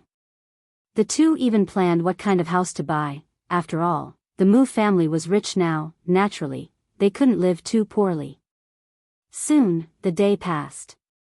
When Sun Sherwu woke up again, it was already the next morning. When he saw 100 yuan on the table, his sleepy eyes instantly lit up. It was 100 yuan. With these 100 yuan, not only could he drink alcohol, but he could also buy cigarettes. Sun Sherwu quickly grabbed the 100 yuan and went out. He exited the back alley, ready to eat a good meal out. Recently there was a noodle restaurant that seemed to sell very delicious noodles at a not expensive price. Sun Sherwu wanted to try their noodles. Just as he walked to the entrance of the restaurant, he saw a familiar figure. Was this Ni Young? And all the customers referred to Ni Young as the boss. So Ni Young was the boss here? If Ni Young was the boss here, then she was really stingy. She made so much money every day, yet she only gave him 100. Did she think he was a beggar? Sun Shiwa's eyes flickered. Perhaps he could pull off a big one. Didn't Ni Yang drink with him yesterday? This meant that Ni Yang had lowered her guard against him. Suddenly, Sun Shiwu had a better plan in mind. Sun Shiwu didn't even eat the noodles. He took the money and went to a small illegally operated shop in the back alley and bought a rope, a hallucinogenic drug, a dagger, and a mask. Once the preparations were complete, Sun Shiwu had a good sleep at home, planning to invite Ni Yang for a drink the next morning. Sun Shiwu didn't wake up until the next morning. Meanwhile, Li Shu, Mu Jinbao, and Grandma Mu had just descended the train with the golden child of the Mu family. All of them were visiting the city for the first time. As soon as they got off the train, they were amazed by Beijing's massive buildings. Li Shu exclaimed in surprise, "The city is so big. Even larger than our village's cattle farm." Mu Jinbao said, "My God. That small car looks impressive." Grandmother Mu laughingly said, "Our family owns 4 stores now. We are surely making a lot of money. It's not a problem even if we want to buy a car, or even 10. Mother is right," Li Shu said, looking very pleased. Grandmother Mu continued, "Ashu, Beijing is so big. Did your relative tell you where that slut Mu Yang opened our Mu family stores?"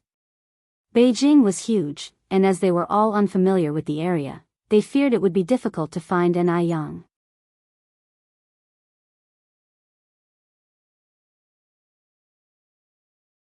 Chapter 363, Find Sun Shiwu, Repay in Kind, Accept Everything as Listed. _6. We have no such worries. My relatives will come pick us up soon. Mom, you don't need to rush. Li Xianxian had everything arranged, and now they just had to wait here. That's good, Ashu, you always think ahead.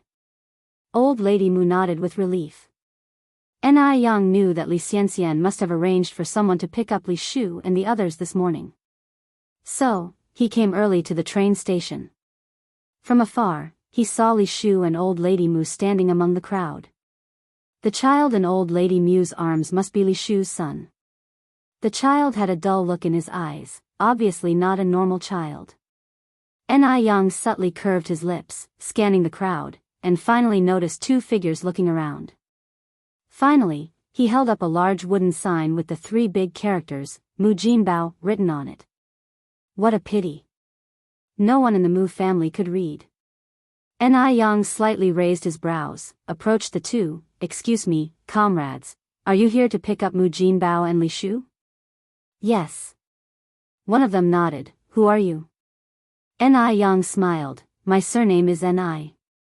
You comrades can call me Xiaoni." Mu Jinbao and Li Shu have already been picked up by their daughter, Mu Yang. I've already spoken with Comrade Li Xianxian. You two don't have to worry. The 2 narrowed their eyes warily. "So, you really discussed this with Miss Li?" "Certainly." Ni Yang laughed, "Dear comrades, why would I lie to you? It's a shame you came here for nothing. By the way, here is the departure fare given by Mu Yang for you. The money's not much, you can use it to buy some cigarettes." With that, Ni Yang handed out 2 large notes. Upon seeing the money, their eyes sparkled. De Qian Men cigarettes only cost 50 cents a pack, 10 yuan can buy 20 packs. That's quite generous. The 2 took the money and left without questioning Ni Yang any further. Who would lie for 10 yuan anyway? It's not like they're stuffed. Seeing the 2 leave, Ni Yang went to the public telephone booth, made a call, and said, "Hello?" The voice on the other end was a slightly hoarse male voice. If someone were on the scene, they'd find that this voice belonged to one of the 2 men who just left. The person on the other end of the phone didn't notice anything unusual. "How's it going?" Ni Yang replied, "Rest assured, everything is well arranged." Upon hearing this, the heavy stone in Li Xiangxian's heart finally landed. Since last night, her right eyelid had been twitching non-stop. She thought something must go wrong. Apparently, she was overthinking. After all, Ni Yang couldn't predict the future. How could anything go wrong? After hanging up the phone, Li Xianxian poured herself a glass of red wine to celebrate. Now, she just had to calmly wait for Ni Yang to be sold to the human traffickers. From then on, no one would stand in her way. She had also sent her work to the newspaper agency. Twin joys have come her way recently. The more Li Xianxian thought about it, the happier she became. After Sun Shiwu had prepared the meal and drinks, he locked the door and headed towards the noodle restaurant. From afar, he saw Ni Yang rushing, as if she had run into some trouble. Yang, what's wrong? Why are you so flustered? Sun Shiwu acted concerned and approached her. Ni Yang's face looked unpleasant. Uncle 15, it's good that you're here. I have something to tell you. Sun Shiwu said, what is it, Yang? As long as Uncle 15 can get it done, I won't hesitate even if I have to go through fire and water. Ni Yang stuttered, seemingly unable to spit it out. Yang, what can't you say to Uncle 15? Sun Shiwu blinked and suggested, why don't you come to Uncle 15's house? We'll wine and dine, and have a chat. Okay. Ni Yang nodded, followed Sun Shiwu to his house. Sun Shiwu warmly invited Ni Yang to sit down. Ni Yang was no fool, she could tell that Sun Shiwu's warmth had turned sour. Her eyes swept across the room, noticing the ropes in the corner and the dagger hidden under the bed. She understood everything. Like father, like daughter. Both Sun Shiwu and Li Xianxian were ungrateful wolves that could never be tamed. Yang, have a drink. Sun Shiwu poured a cup of wine for Ni Yang. The intense aroma of wine filled the air, mixed with a slight odd smell. Seemingly, there's something wrong with this wine. Thank you, Uncle 15, Ni Yang raised the cup, continuing, Uncle 15, I think I saw Aunt Ashu just now. Really? Sun Shiwu was so excited that he even dropped his cup. Where did you see her? Yes. Ni Yang nodded, looking a bit embarrassed. But, Uncle 15, you should prepare yourself, because Aunt Ashu seems to what? Yang, just say it. How should I say this? Ni Yang frowned, appearing at a loss for words. Yang, just say it. Sun Shiwu was getting anxious. Ni Yang let out a sigh and continued, Aunt Ashu has changed a lot. She was with a man, even holding a child in her arms. They were laughing and talking as if they are a family, that wretch. She dares to cuckold me. Sun Shiwu's anger instantly rose to its peak. Ni Yang hastily put down the cup, soothing, maybe I saw it wrong, Uncle 15, don't rush to get angry. People tend to make mistakes when they are impulsive. Yang, Sun Shiwu slammed the table and jumped up, his eyes red with rage. Tell me where that wretch and her lover are now. Uncle 15, may I ask you a question? Ni Yang continued. Speak. Ni Yang went on, have you and Aunt Ashu got a marriage certificate? In the rural areas of the 80s, men and women typically marry with a banquet. Few have marriage certificates. Sun Shiwu shook his head, no. Ni Yang frowned slightly. If there was a marriage certificate, your relationship with Aunt Ashu would be legally protected. If she really messes around, she'd be severely punished by law. If not, it would be hard to deal with. If this gets out, you'd be at a disadvantage. From her appearance, it seems like she has already obtained a marriage certificate with that man, otherwise she wouldn't be on a train. A train station, huh? I'll go find that wretch and her man. Sun Shiwu stormed out.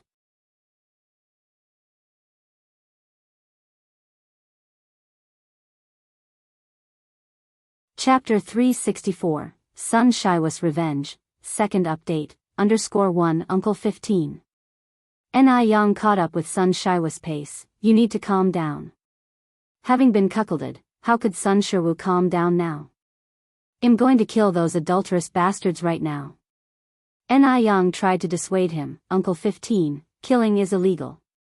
You mustn't do anything stupid. Sun Shiwu replied without turning his head, worst case, we each die. After 18 years, it'll be a new man again. Ni Yang stood there, watching Sun Shiwa's retreating figure. A faint curve danced at the corner of her lips, her dimples slightly visible. The warm yellow sunlight seemed to drape a mysterious veil over her.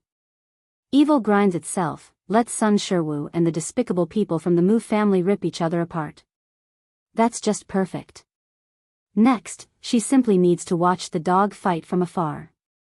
This show definitely wouldn't disappoint her. Train station. It was already past 10 in the morning. The old lady from the Mu family was waiting anxiously, growing more and more impatient. Ashu, when will your relatives arrive?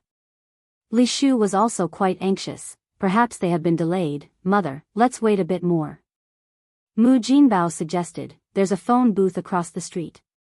Ashu, why don't you give them a call? Li Shu wanted to call Li Xianxian, but she didn't have her number. My relative doesn't have a telephone at home. She always contacts me from a public phone.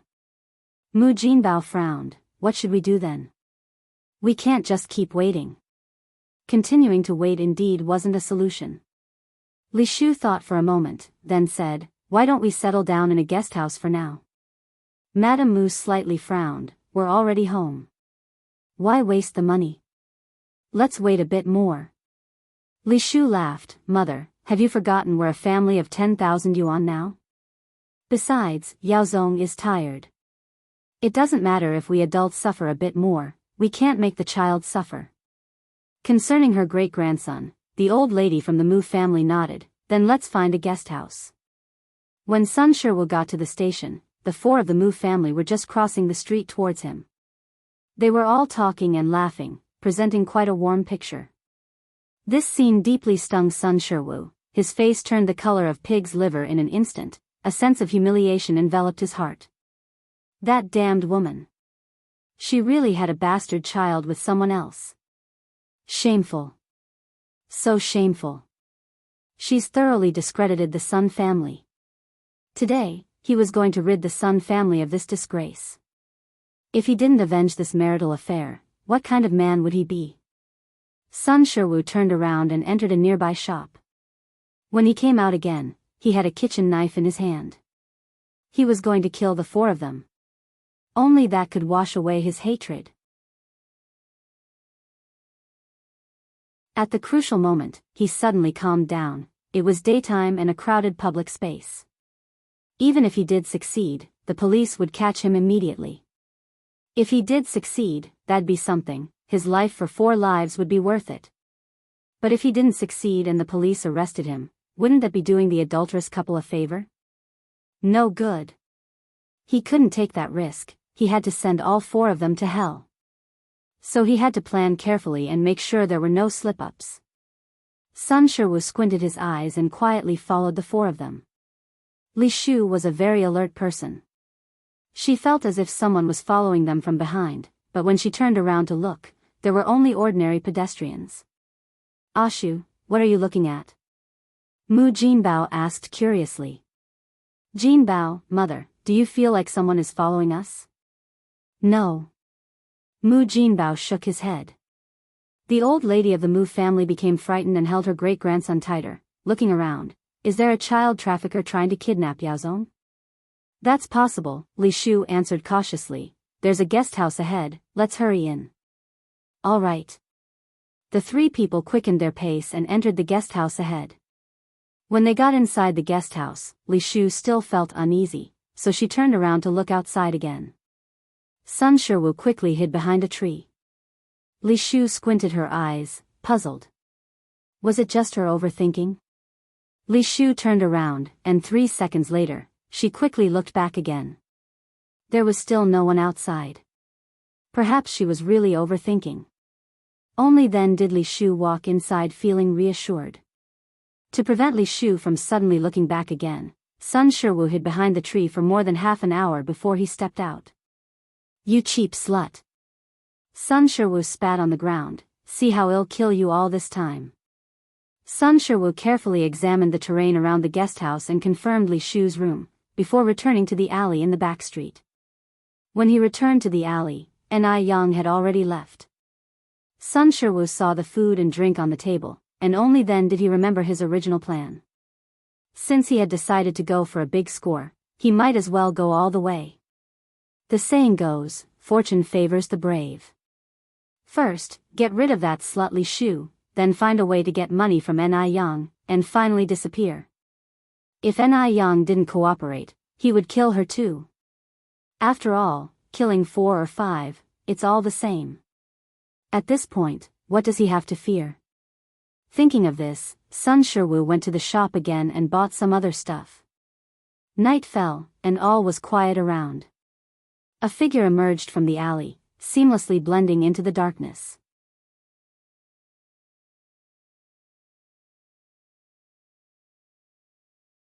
Chapter 365, The Crazy Sun Shiwu greatly abuses his top-quality relatives. The boss is back _1. The darkness is the best camouflage, it can also conceal all sins. All the unbearable, grimy aspects, all happen in the darkness of night. The night is even more dense tonight, there isn't even a single star in the night sky. The guest house. Li Shu sat on the edge of the bed, uneasily said, I don't know what's wrong today. My right eyelid has been twitching incessantly. Mrs. Mu laughed, a twitch in the morning signifies disaster, at noon wealth, in the evening ingots rolling in. This is a good omen. It means our family's days will get better and better. Their family was now well off, in the future the money would generate more money, maybe they could even become the richest or something. The more Mrs. Mu thought about it, the happier she became. A good thing? A mocking look emerged in the eyes of Sun Shiwu, who was hiding behind the window. Soon their entire family was going to hell, in a certain sense, this was indeed a good thing. Li Shu nodded, Mom, you're right. Mu Jinbao put his arm around Li Shu's shoulder, of course, can what our mom says be wrong? Listening to the conversation coming from inside the room, Sun Shiwu clenched his teeth tight, his entire body was trembling. Bitch! But he didn't rashly burst in from the window. Instead he waited until the lights in the room went out and confirmed that everyone inside was asleep, only then did he openly arrive at the front desk of the guest house. It's past 2 a.m., the prime time for sleep. The old man at the front desk was snoring loudly with his head down on the table. Old man. Sun Shiwu gently pulled open the drawer and spoke at the same time. The old man was sleeping soundly and didn't respond at all. Sun Shiwu then felt at ease. He pulled open another drawer and took out a large bunch of keys. Sun Shiwu found the key he needed, put the rest of the keys back and then swaggered inside. Li Shu and the others were staying in a double room, located on the first floor of the guest house. Sun Shiwu carefully opened the door with the key, took off his shoes at the door, and quietly went in. Using the dim light, Sun Shiwu first went to Li Shu's bedside, took out a white towel from his bag, and covered her mouth and nose. This towel had been soaked in high-grade ether, only a dozen seconds were needed in the sleep to make her fall unconscious. After dealing with Li Shu, Mu Jinbao was next, then Mrs. Mu, and finally the child. Only after ensuring that all 4 persons in the room were unconscious, did Sun Shiwu switch on the light in the room. With a snap, a dazzling white light lit up in the air, and everything in the room was revealed. Sun Shiwu took several ropes out of his bag, tied the 3 adults together, sealed their mouths round and round with tape. After confirming that there were no problems, he fetched a basin of cold water from the bathroom and splashed it ruthlessly on their faces. The 3 dazedly woke up. The 3 didn't know what was happening and could only struggle unconsciously. Bitch! Only when a cold voice came from above their heads, did they lift their heads to look. With one glance, Li Shu was stunned. This is Sun Shiwu? How did Sun Shiwu find this place? Fear gradually took over Li Shu's eyes, and wave after wave of cold sweat broke out on her back. She never dreamt that Sun Shiwu, this bastard, would find this place. What now? Looking at Sun Shiwu's current state, he doesn't look as if he would let this go easily. Did Li Xianxian know Sun Shiwu came to Beijing? Bitch! You dare to cuckold me! Sun Shiwu grabbed Li Shu's hair in one hand and pulled out a sharp kitchen knife from his bag. The light reflected a glaring, cold light. Having been a couple with Sun Shiwu, she knew this beast was capable of anything. Li Shu wanted to cry out for help, but her mouth was sealed with tape and she couldn't make any sounds. Rest assured, I won't let you die easy. Sun Shiwu grabbed Li Shu's hair and fiercely smashed her head against the wall. Bitch! Traitor! You dared to betray me. Betray me and even had a bastard. Li Shu's head was spinning from the impact, the pain unbearable. In just a moment, there was the smell of thick, freshly spilled blood in the air. Mrs. Mu and Mu Jinbao weren't fools either. Now at this time, naturally, they could guess who Sun Shiwu was. Mrs. Mu wished she could kill Li Shu right now. This damn whore. She had a man on the outside, but still lied to them and said she was a chaste lady.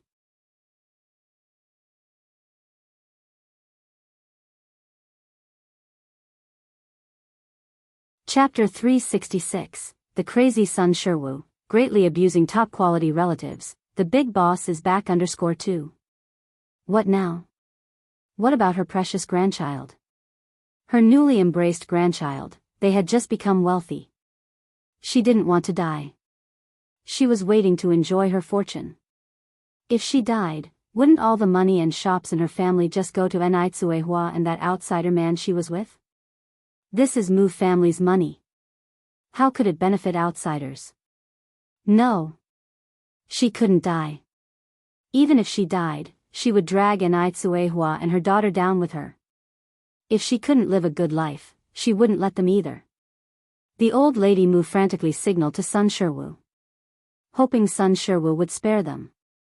After all, it was Li Shu who had wronged Sun Shiwu. Their family had been kept in the dark too. They were victims. As long as Sun Shiwu spared her, she could give him a lot of money. Unfortunately, Sun Shiwu didn't read minds. He turned to old lady Mu. Old hag, you're in such a hurry to die, huh? Sun Shiwu let go of Li Shu's hair and instead grabbed old lady Mu's hair. How dare your son cuckold me? I'll make sure you don't know what's coming. Fear filled old lady Mu's eyes. Please let her go. As long as Sun Shiwu let her go, she was willing to pay any price. As the saying goes, the daughter pays the father's debts. She wanted to tell Sun Shiwu. She had a beautiful granddaughter, she could marry her granddaughter off to Sun Shiwu. After all, Enrich was better looking than Li Shu. She was serious. As long as Sun Shiwu let her go, she would forgive and forget, and let Enrich pay the debt.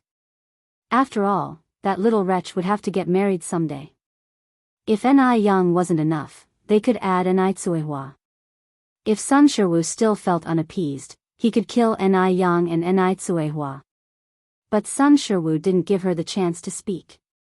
All of a sudden, old lady Mu became anxious and scared, her face full of old tears. She had never been this scared in her life. Sun Shiwu made his move. Blood splattered everywhere.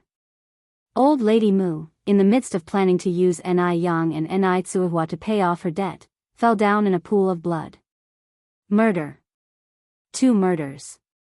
Li Shu and Mu Jinbao were ordinary people. When had they seen such a scene? A strong smell of urine filled the air. Sun Shiwu looked down to see that it was Mu Jinbao who was so scared he had wet himself. Not only urinated, even defecated. The odor was nauseating. Sun Shiwu held the bloody knife and lightly patted Li Shu's face with it. You've chosen such a coward? Li Shu's eyes were wide open, as if her eyeballs were about to pop out. Her expression was filled with terror. She began to regret. She shouldn't have come to Beijing. HMN. Li Shu struggled constantly. Whore, this time next year will be your deathiversary. A thin silhouette appeared by a public telephone booth.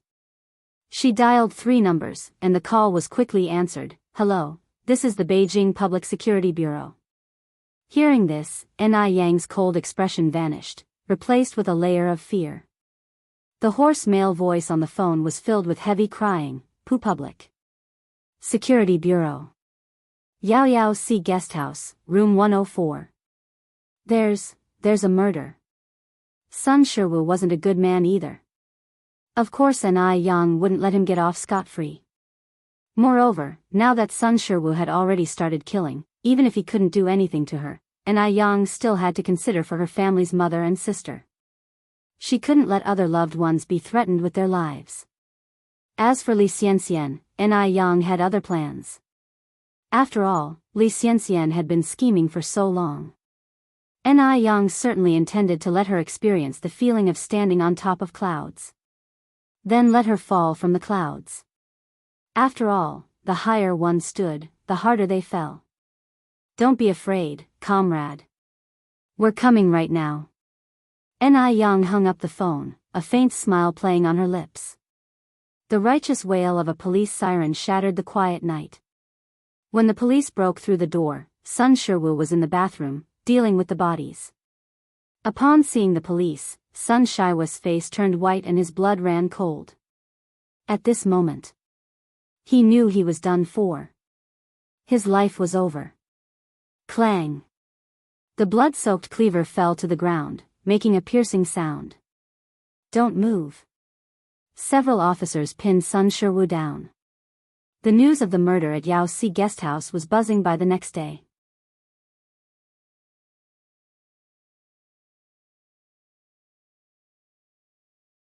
Chapter 367, The Crazy Sun Shiwu, greatly abuses his top-quality relatives, the boss is back _3. It just had to be a murder case involving complete family annihilation. Every single one of them, young or old, was gone. There was no one left to contact to identify the bodies. Thankfully, the suspect was apprehended in time. Li Xianxian jerked awake from her nightmare. She had had a very, very terrifying dream. In her dream, Li Shu, covered in blood, was staring at her. She didn't say anything, but her gaze was all the more chilling for it. That cold went clear to her bones. Even thinking about it now, it sent a shiver of horror down her spine. She felt the sunlight streaming in through the window. Some of Li Xianxian's calm returned. She got dressed, got out of bed and went to eat in the cafeteria. Everyone in the cafeteria was buzzing about the horrifying murder of an entire family the night before. The two people seated next to Li Xianxian were whispering about it. Li Xianxian could hear them clearly due to their proximity. The girl with long hair said, "Xiaofei. Did you hear? Someone died over at Yao Hai Guest House yesterday." Xiaofei exclaimed in surprise, "Really? Is there any doubt?" said the girl with long hair, "the news is all over town. Didn't you see our entire campus discussing it today?" Xiaofei followed up with, "Who were the ones that died?" "They say an entire family of 4 died.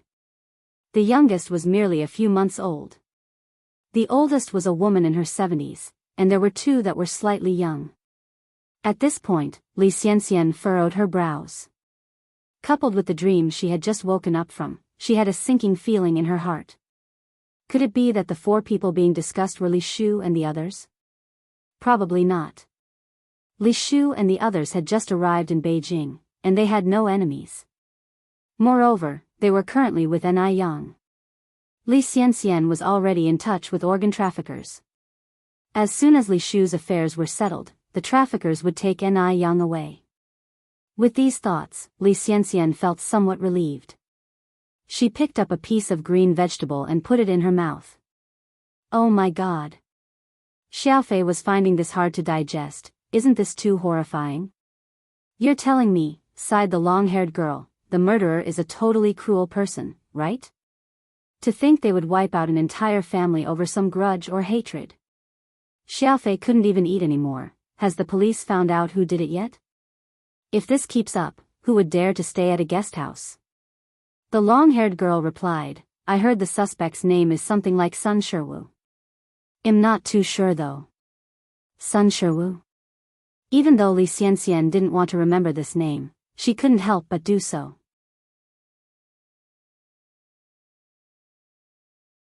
She couldn't forget that father who was as evil as a devil. Wait. By rights, Sun Shiwu should be dead. When Li Xianxian left the Sun family with Li Shu, she had specifically lit a pot of coal and closed all the doors and windows in the house. How could he not have died from carbon dioxide poisoning? What on earth was going on? If the murderer was confirmed to be Sun Shiwu, then those who were killed were definitely Li Shu and the others.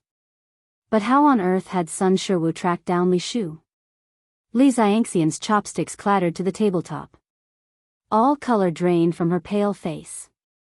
If Li Shu was dead, so what? She had no connection to the Mu family, but if all of Mu family was gone, who else would keep Ni Yang in check? Xianxian, what's wrong? You look really pale. Noting that something was off with Li Xianxian, Xiaofei turned to look at her. Nothing, Li Xianxian managed to squeeze out a smile. I'm just a bit lightheaded, maybe because I was up all night writing. Even at a time like this, Li Xianxian didn't forget to keep up her image as a hard-working writer. Xiaofei said, Xianxian, you're already so talented and yet you still work so hard, how do you expect the rest of us to live? Exactly, the long-haired girl agreed. Li Xianxian laughed, have you guys heard of this saying? What saying? Xiaofei asked. Li Xianxian continued, it's something I came up with when I was down on my luck. Don't laugh when you hear it. Okay, both of them nodded, very curious as to what wisdom Li Xianxian had distilled from her misfortune. After all, Li Xianxian was famously talented in their entire school, anything she said was sure to be thought-provoking. Li Xianxian said slowly, weighing each word carefully, children without umbrellas must run harder. I am different from you. I have no parents, no family, no backing. The only one I can rely on is myself. Therefore, I have to work harder, because only through hard work can I lead a better life.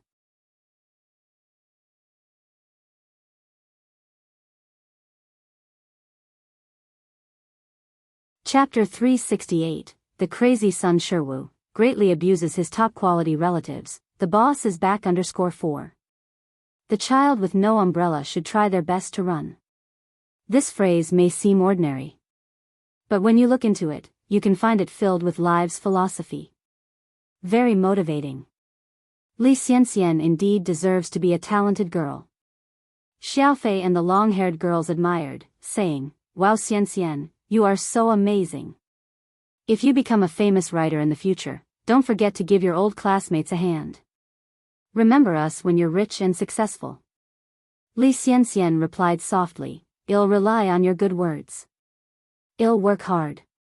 I'm almost done eating, I'll go first, you guys take your time. After speaking, Li Xianxian picked up her plate and left. Li Xianxian, being an orphan now, found it inconvenient to verify at the police station, therefore she could only go to Ni Yang's noodle restaurant. If Li Shu and others hadn't died, they would surely show up at the noodle restaurant. Despite the situation, Li Xianxian still held a glimmer of hope. After all, the Mu family were the last bargaining chip she had. She hoped to see Li Shu and the Mu family at the noodle restaurant. God bless. Li Xianxian clasped her hands together.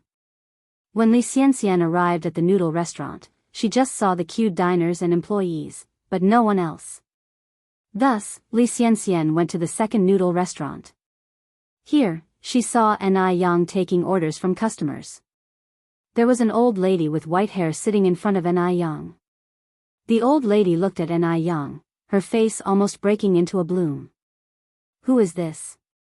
Lady Shangguan? Ni Yang is really getting better and better. She managed to get in touch with the powerful Shangguan family so quickly. No wonder. Ni Yang could not possibly have opened up 4 shops in such a short time. Turns out she had so many helpers. She has been in business for so long and has only made a connection with the Mo family. She wondered what special means Ni Yang had used. Disgusting. Also, she didn't see Li Shu and the Mu family here. Could it be that it was indeed Li Shu who died last night? Li Xianxian glared at Ni Yang, wishing she could bore 2 holes through her. Just then, Ni Yang, who was talking to the old lady, suddenly turned her head and locked eyes with Li Xianxian, her lips curving up slightly at a painfully slow pace. She was clearly smiling, yet Li Xianxian felt no warmth from it, instead, it sent chills down her spine. Li Xianxian nervously avoided Ni Yang's gaze and left the noodle restaurant hastily. Walking down the bustling street, Li Xianxian gradually regained her composure. What was with Ni Yang's gaze just now? Could it be that Ni Yang also returned from the past? If that's the case, then it will be troublesome. But Ni Yang's certain actions weren't quite alike someone who returned from the past. If Ni Yang really returned from the past, she shouldn't be so low-key. As far as she knew, the Ni Yang of the past was a graduate from a prestigious university. A graduate from a prestigious university would undoubtedly have extensive knowledge and reading volumes. All she needs to do is reference famous people or inventions to become famous in Beijing. Why would she need to work so hard to run a noodle restaurant and sell milk tea? It doesn't make sense at all. Regardless of whether Ni Yang returned from the past, she is a very difficult person to deal with. The death of Li Shu and the Mu family members disrupted all of Li Xiangxian's plans. She felt all disoriented and it was unbearable. She didn't know what to do. This was the biggest predicament Li Xianxian had ever encountered in so many years. Time flew by, and in the blink of an eye, a month had passed. During this month, Li Xianxian made great achievements in the literary field. She was now a successful writer. Even internationally renowned masters praised her work by name. This honor isn't something that just anyone can have. Wherever she went now, Li Xianxian was greeted with smiles and became the talk among all the teachers and students. However, Li Xianxian was wary about being complacent. Over this month, she was secretly investigating Ni Yang. Now that there was no one from the Mu family to restrain Ni Yang, she could only rely on herself. Ni Yang has already started planning for the second physical store of Bingji Yufu. The second storefront will definitely be located in a large mall too. First, because of the high foot traffic, and second, because those who can afford to shop in large malls are always financially well off. Ni Yang is a businesswoman, her first consideration is always benefits.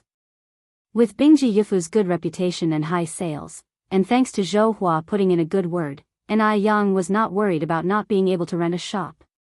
While eating dinner, Ni Qinggui handed Ni Yang a document. Yang, this is what Sister Zhou Hua asked me to give you.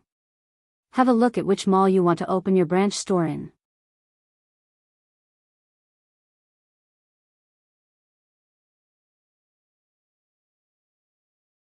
Chapter 369. The crazy son Sherwu greatly abuses his top-quality relatives. The boss is back _5.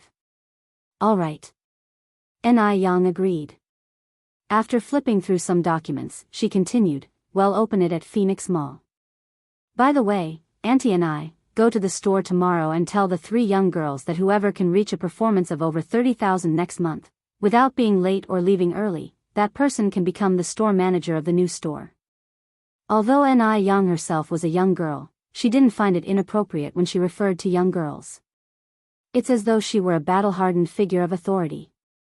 Ni Qinggui paused. Alright, I'll go tell them tomorrow. In a team, competition brings pressure, and pressure brings performance. Moreover, the new store indeed needs an experienced and capable employee to maintain it. By doing so, it boosts overall performance and stimulates the employee's ambition. 2 birds with 1 stone, why not do it?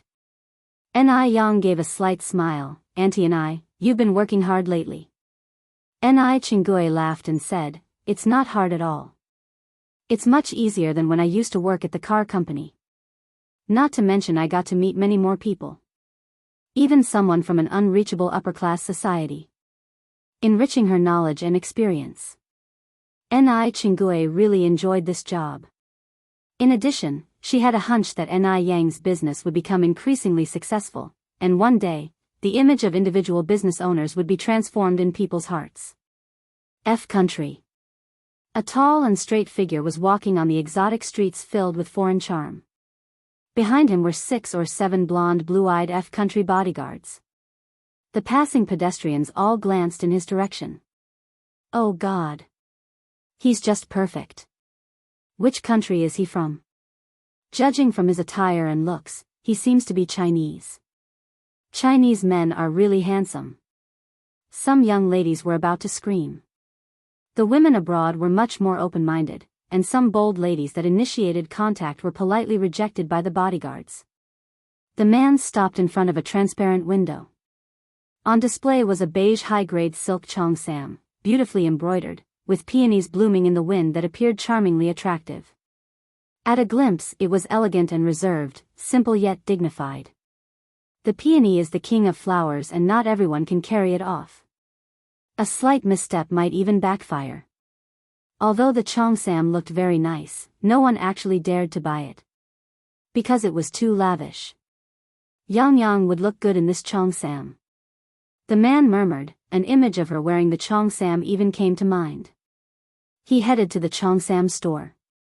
After a few steps, the man looked back to his bodyguards and said, "I'll go in, you guys wait out here." Yes.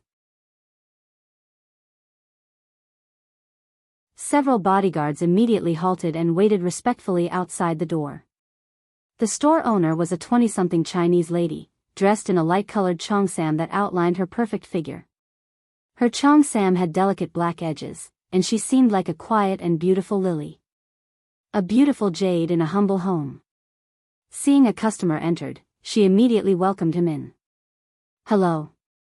It was a handsome young man. She couldn't help but look at him multiple times.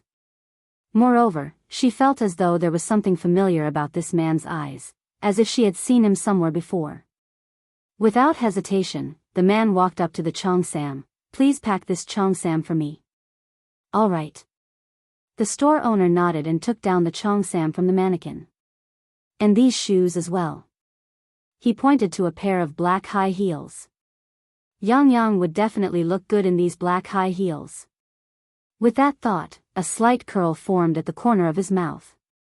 The frigid man suddenly smiled, looking as if the ice and snow were melting, bringing life back to the earth. The owner was taken aback for a moment, then agreed, "All right, please wait a moment." The man looked around the shop and pointed to a delicate lady's handbag. "Pack that bag for me, too." Next, his gaze fell on a teddy bear that the mannequin was holding. This bear was so cute. If he gave it to Yang, she would definitely love it. "Please pack that little bear as well," he pointed at the bear. The owner apologetically said, "I'm sorry, but this Winnie bear is not for sale."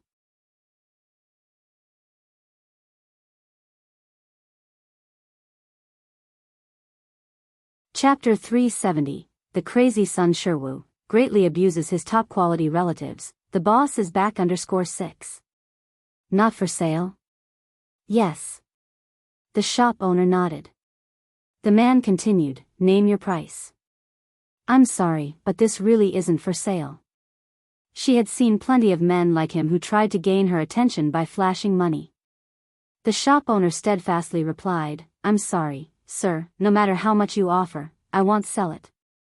At these words, the man lowered his gaze to look at the shop owner.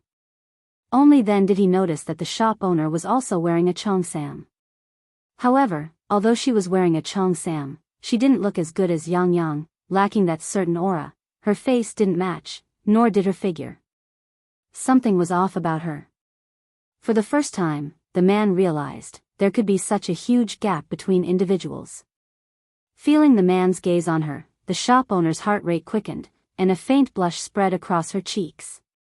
While she did have her fair share of suitors, she had never felt this strange sensation before.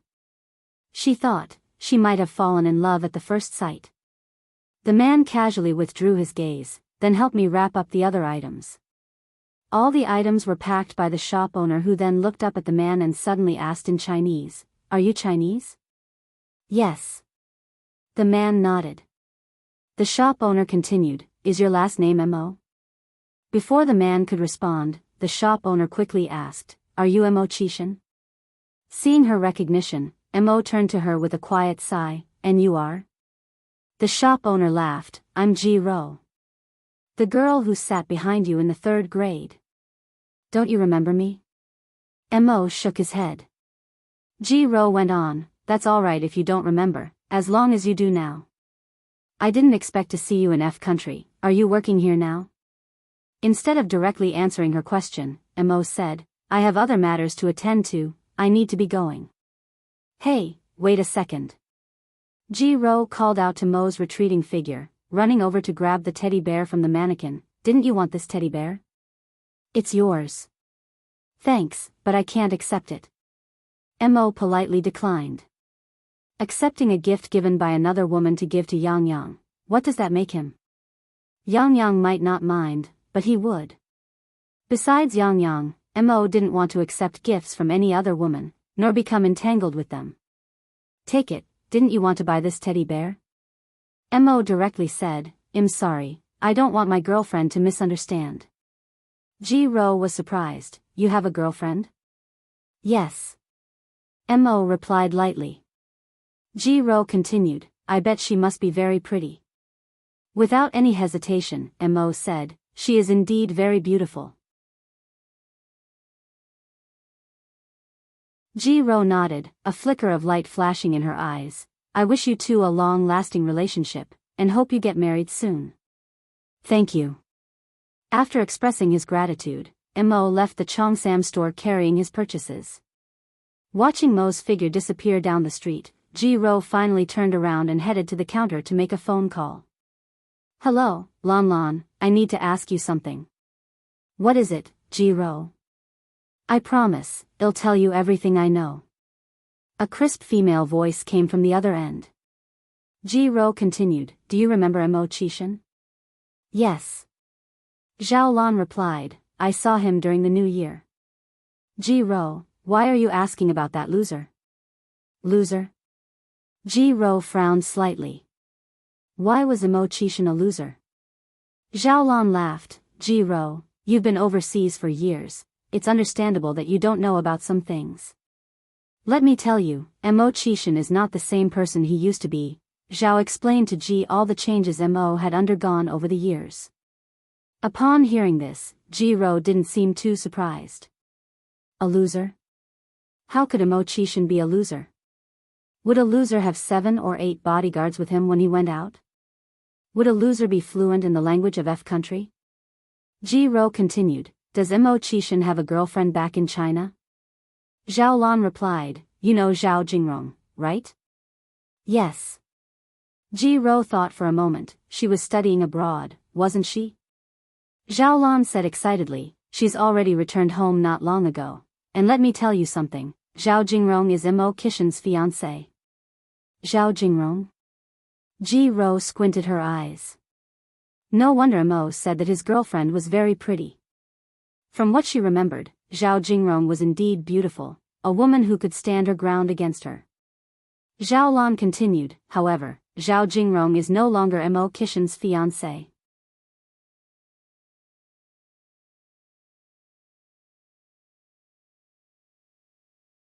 Chapter 371, The Crazy Son Sherwu, greatly abuses his top-quality relatives. The boss is back _7, what did she say? Zhao Lan chuckled and said, what else can she say? She just simply didn't think highly of Mo Chishan. Think about it, Mo Chishan didn't even graduate from a regular high school, yet Zhao Jingrong is a talented student who returned from studying abroad. It doesn't take a genius to figure out that Mo Chishan is not good enough for Zhao Jingrong. In addition, I also heard that Zhao Jingrong has vowed to marry no one but Mr. Mog in this life. Upon hearing that Mo Chishan and Zhao Jingrong had called off their engagement, Ji-ro let out a sigh of relief. She continued, isn't Mr. Mog quite mysterious? Has Zhao Jingrong ever met him in person? I wouldn't know about that. After chatting with Zhao Lan for a while, Ji-ro hung up the phone. This phone call had given her a new understanding of Mo Chishan. A waste, huh? Ji-ro curled her lips. Zhao Jingrong is probably going to regret it this time. She saw it clearly that those bodyguards following Mo Chishan were all from the F country. There really aren't many Chinese people in F country who have such a large influence.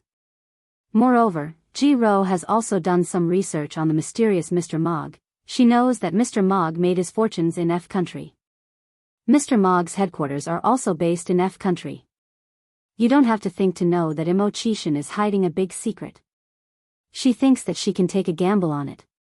Success or die trying. She has been holding on alone in F country for so many years just for Mr. Mogg, hasn't she? She is already 29 years old now. If she waits any longer, her prime years will be over. Therefore, she must take this gamble. Moreover, she feels that Imo-chishin is also somewhat interested in her. Otherwise, why would a grown man come to a Cheongsam store to buy clothes? He must have said he already had a girlfriend as an excuse to come to the women's clothing store, to catch her attention. However, she didn't see Imo-chishin for the next 3 days. He seemed to just disappear all of a sudden. Ji-ro then made another phone call to China. After receiving the news that Imo-chishin had returned to the country, Wu Daming immediately went to Jinghua village. The location for the second ice skin jade flesh had already been chosen, and they were already renovating the shop, so Ni Yang had been busy with things at home. It was already a particular month now, the house was almost finished, and they could start putting up the beams at the beginning of the month. The roses they had planted by the wall had already sprouted new buds, now they were slowly climbing up the wall. In not so long, the green vine will spread over the whole wall, turning into a beautiful rose wall.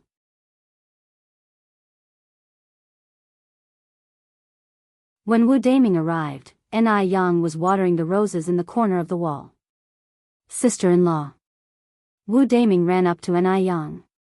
What's up? What's so urgent?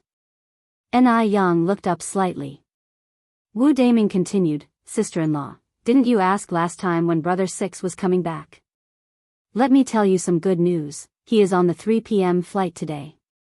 Would you like to come with me to pick him up? Ni Yang was surprised, really?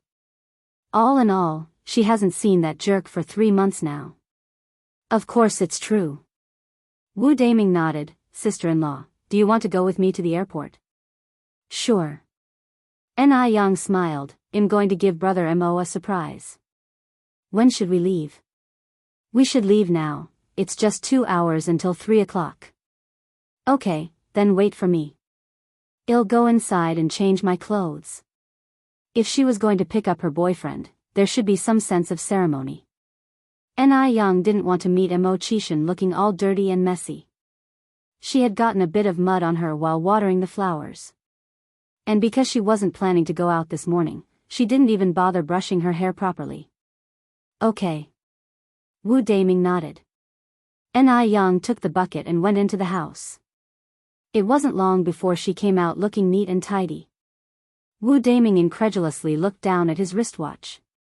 It had not been more than 10 minutes since Ni Yang went inside, and she had already changed clothes and did her hair in less than 9 minutes. This speed was too quick. Wu Daming thought he was in for a long wait. Let's get going. Okay. The two walked to the village entrance and got into a car. About an hour later, they arrived at the airport.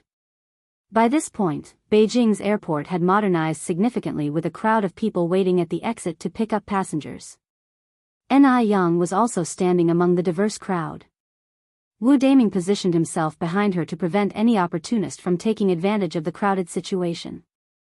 Immediately upon deplaning, Imo-chishin spotted a familiar figure in the crowd. He must have gone mad. Maddeningly longing for his wife. Why would Yang Yang be at the airport? Imo-chishin rubbed his eyes in disbelief, then opened them again, but the scene before him remained the same. It's really his wife. Seeing the person had been pining for, Imo-chishin momentarily forgot about everything else, walked straight over to Ni Yang, and pulled her into a hug. Holding her in his arms and feeling her warmth, Imo-chishin felt a sense of reality. So, he hadn't been dreaming. Yang Yang, I missed you so much. He deeply inhaled the refreshing scent of her hair. Ni Yang wrapped her arms tighter around the dog of a man, Brother Imo, I've missed you too. Upon hearing her words, Imo-chishin hugged her even tighter. If it weren't for the fact they were at the airport, had have probably picked her up, kissed her, and swung her around in joy. Single dog Wu Daming at the side, is it really okay for you two to just ignore my existence like this? Upon seeing Imo-chishin refusing to let her go, Ni Yang pushed him away slightly. Brother Imo, we should head back. Oh. Mo Chishan reluctantly let go of her. Wu Daming extended his hand to take Mo Chishan's luggage off his hands. Mo Chishan looked at Wu Daming with distaste. Daming, how come you're here? Wu Daming, so this is the said brotherly love forgotten once the wife comes, huh? Ni Yang laughed and said, Wu Daming gave me a ride here. Otherwise, I wouldn't even have known that you were coming back today. Mo Chishan nodded and said, oh, I see. Thank you for your trouble, Daming. Wu Daming pretends not to hear the offhand thanks. The three walked out of the airport and got into a car. With Wu Daming driving the car, Ni Yang and Mo Chishan took the back seat. Where to go now? Should he drop Ni Yang off first or Mo Chishan? For the moment, Wu Daming was at a loss. It seemed like Ni Yang could tell what was going through Wu Daming's mind and said, why don't we drop brother Mo off first? He must be tired after the long flight. Mo Chishan said, I'm not tired at all. Let's take your sister-in-law home first. Ni Yang looked at Mo Chishan and said, brother Mo, do you recall how you promised me? What happened to the promise of listening to his wife and everything? A man's word is full of lies. Mo Chishan said, let's do this. In major matters, well, go with your decision, but can we go with my suggestion for minor things like this? Unable to argue with him, Ni Yang had to agree. Wu Daming compliantly slowed down the car to a crawl. At first, the two sat properly in the back seat.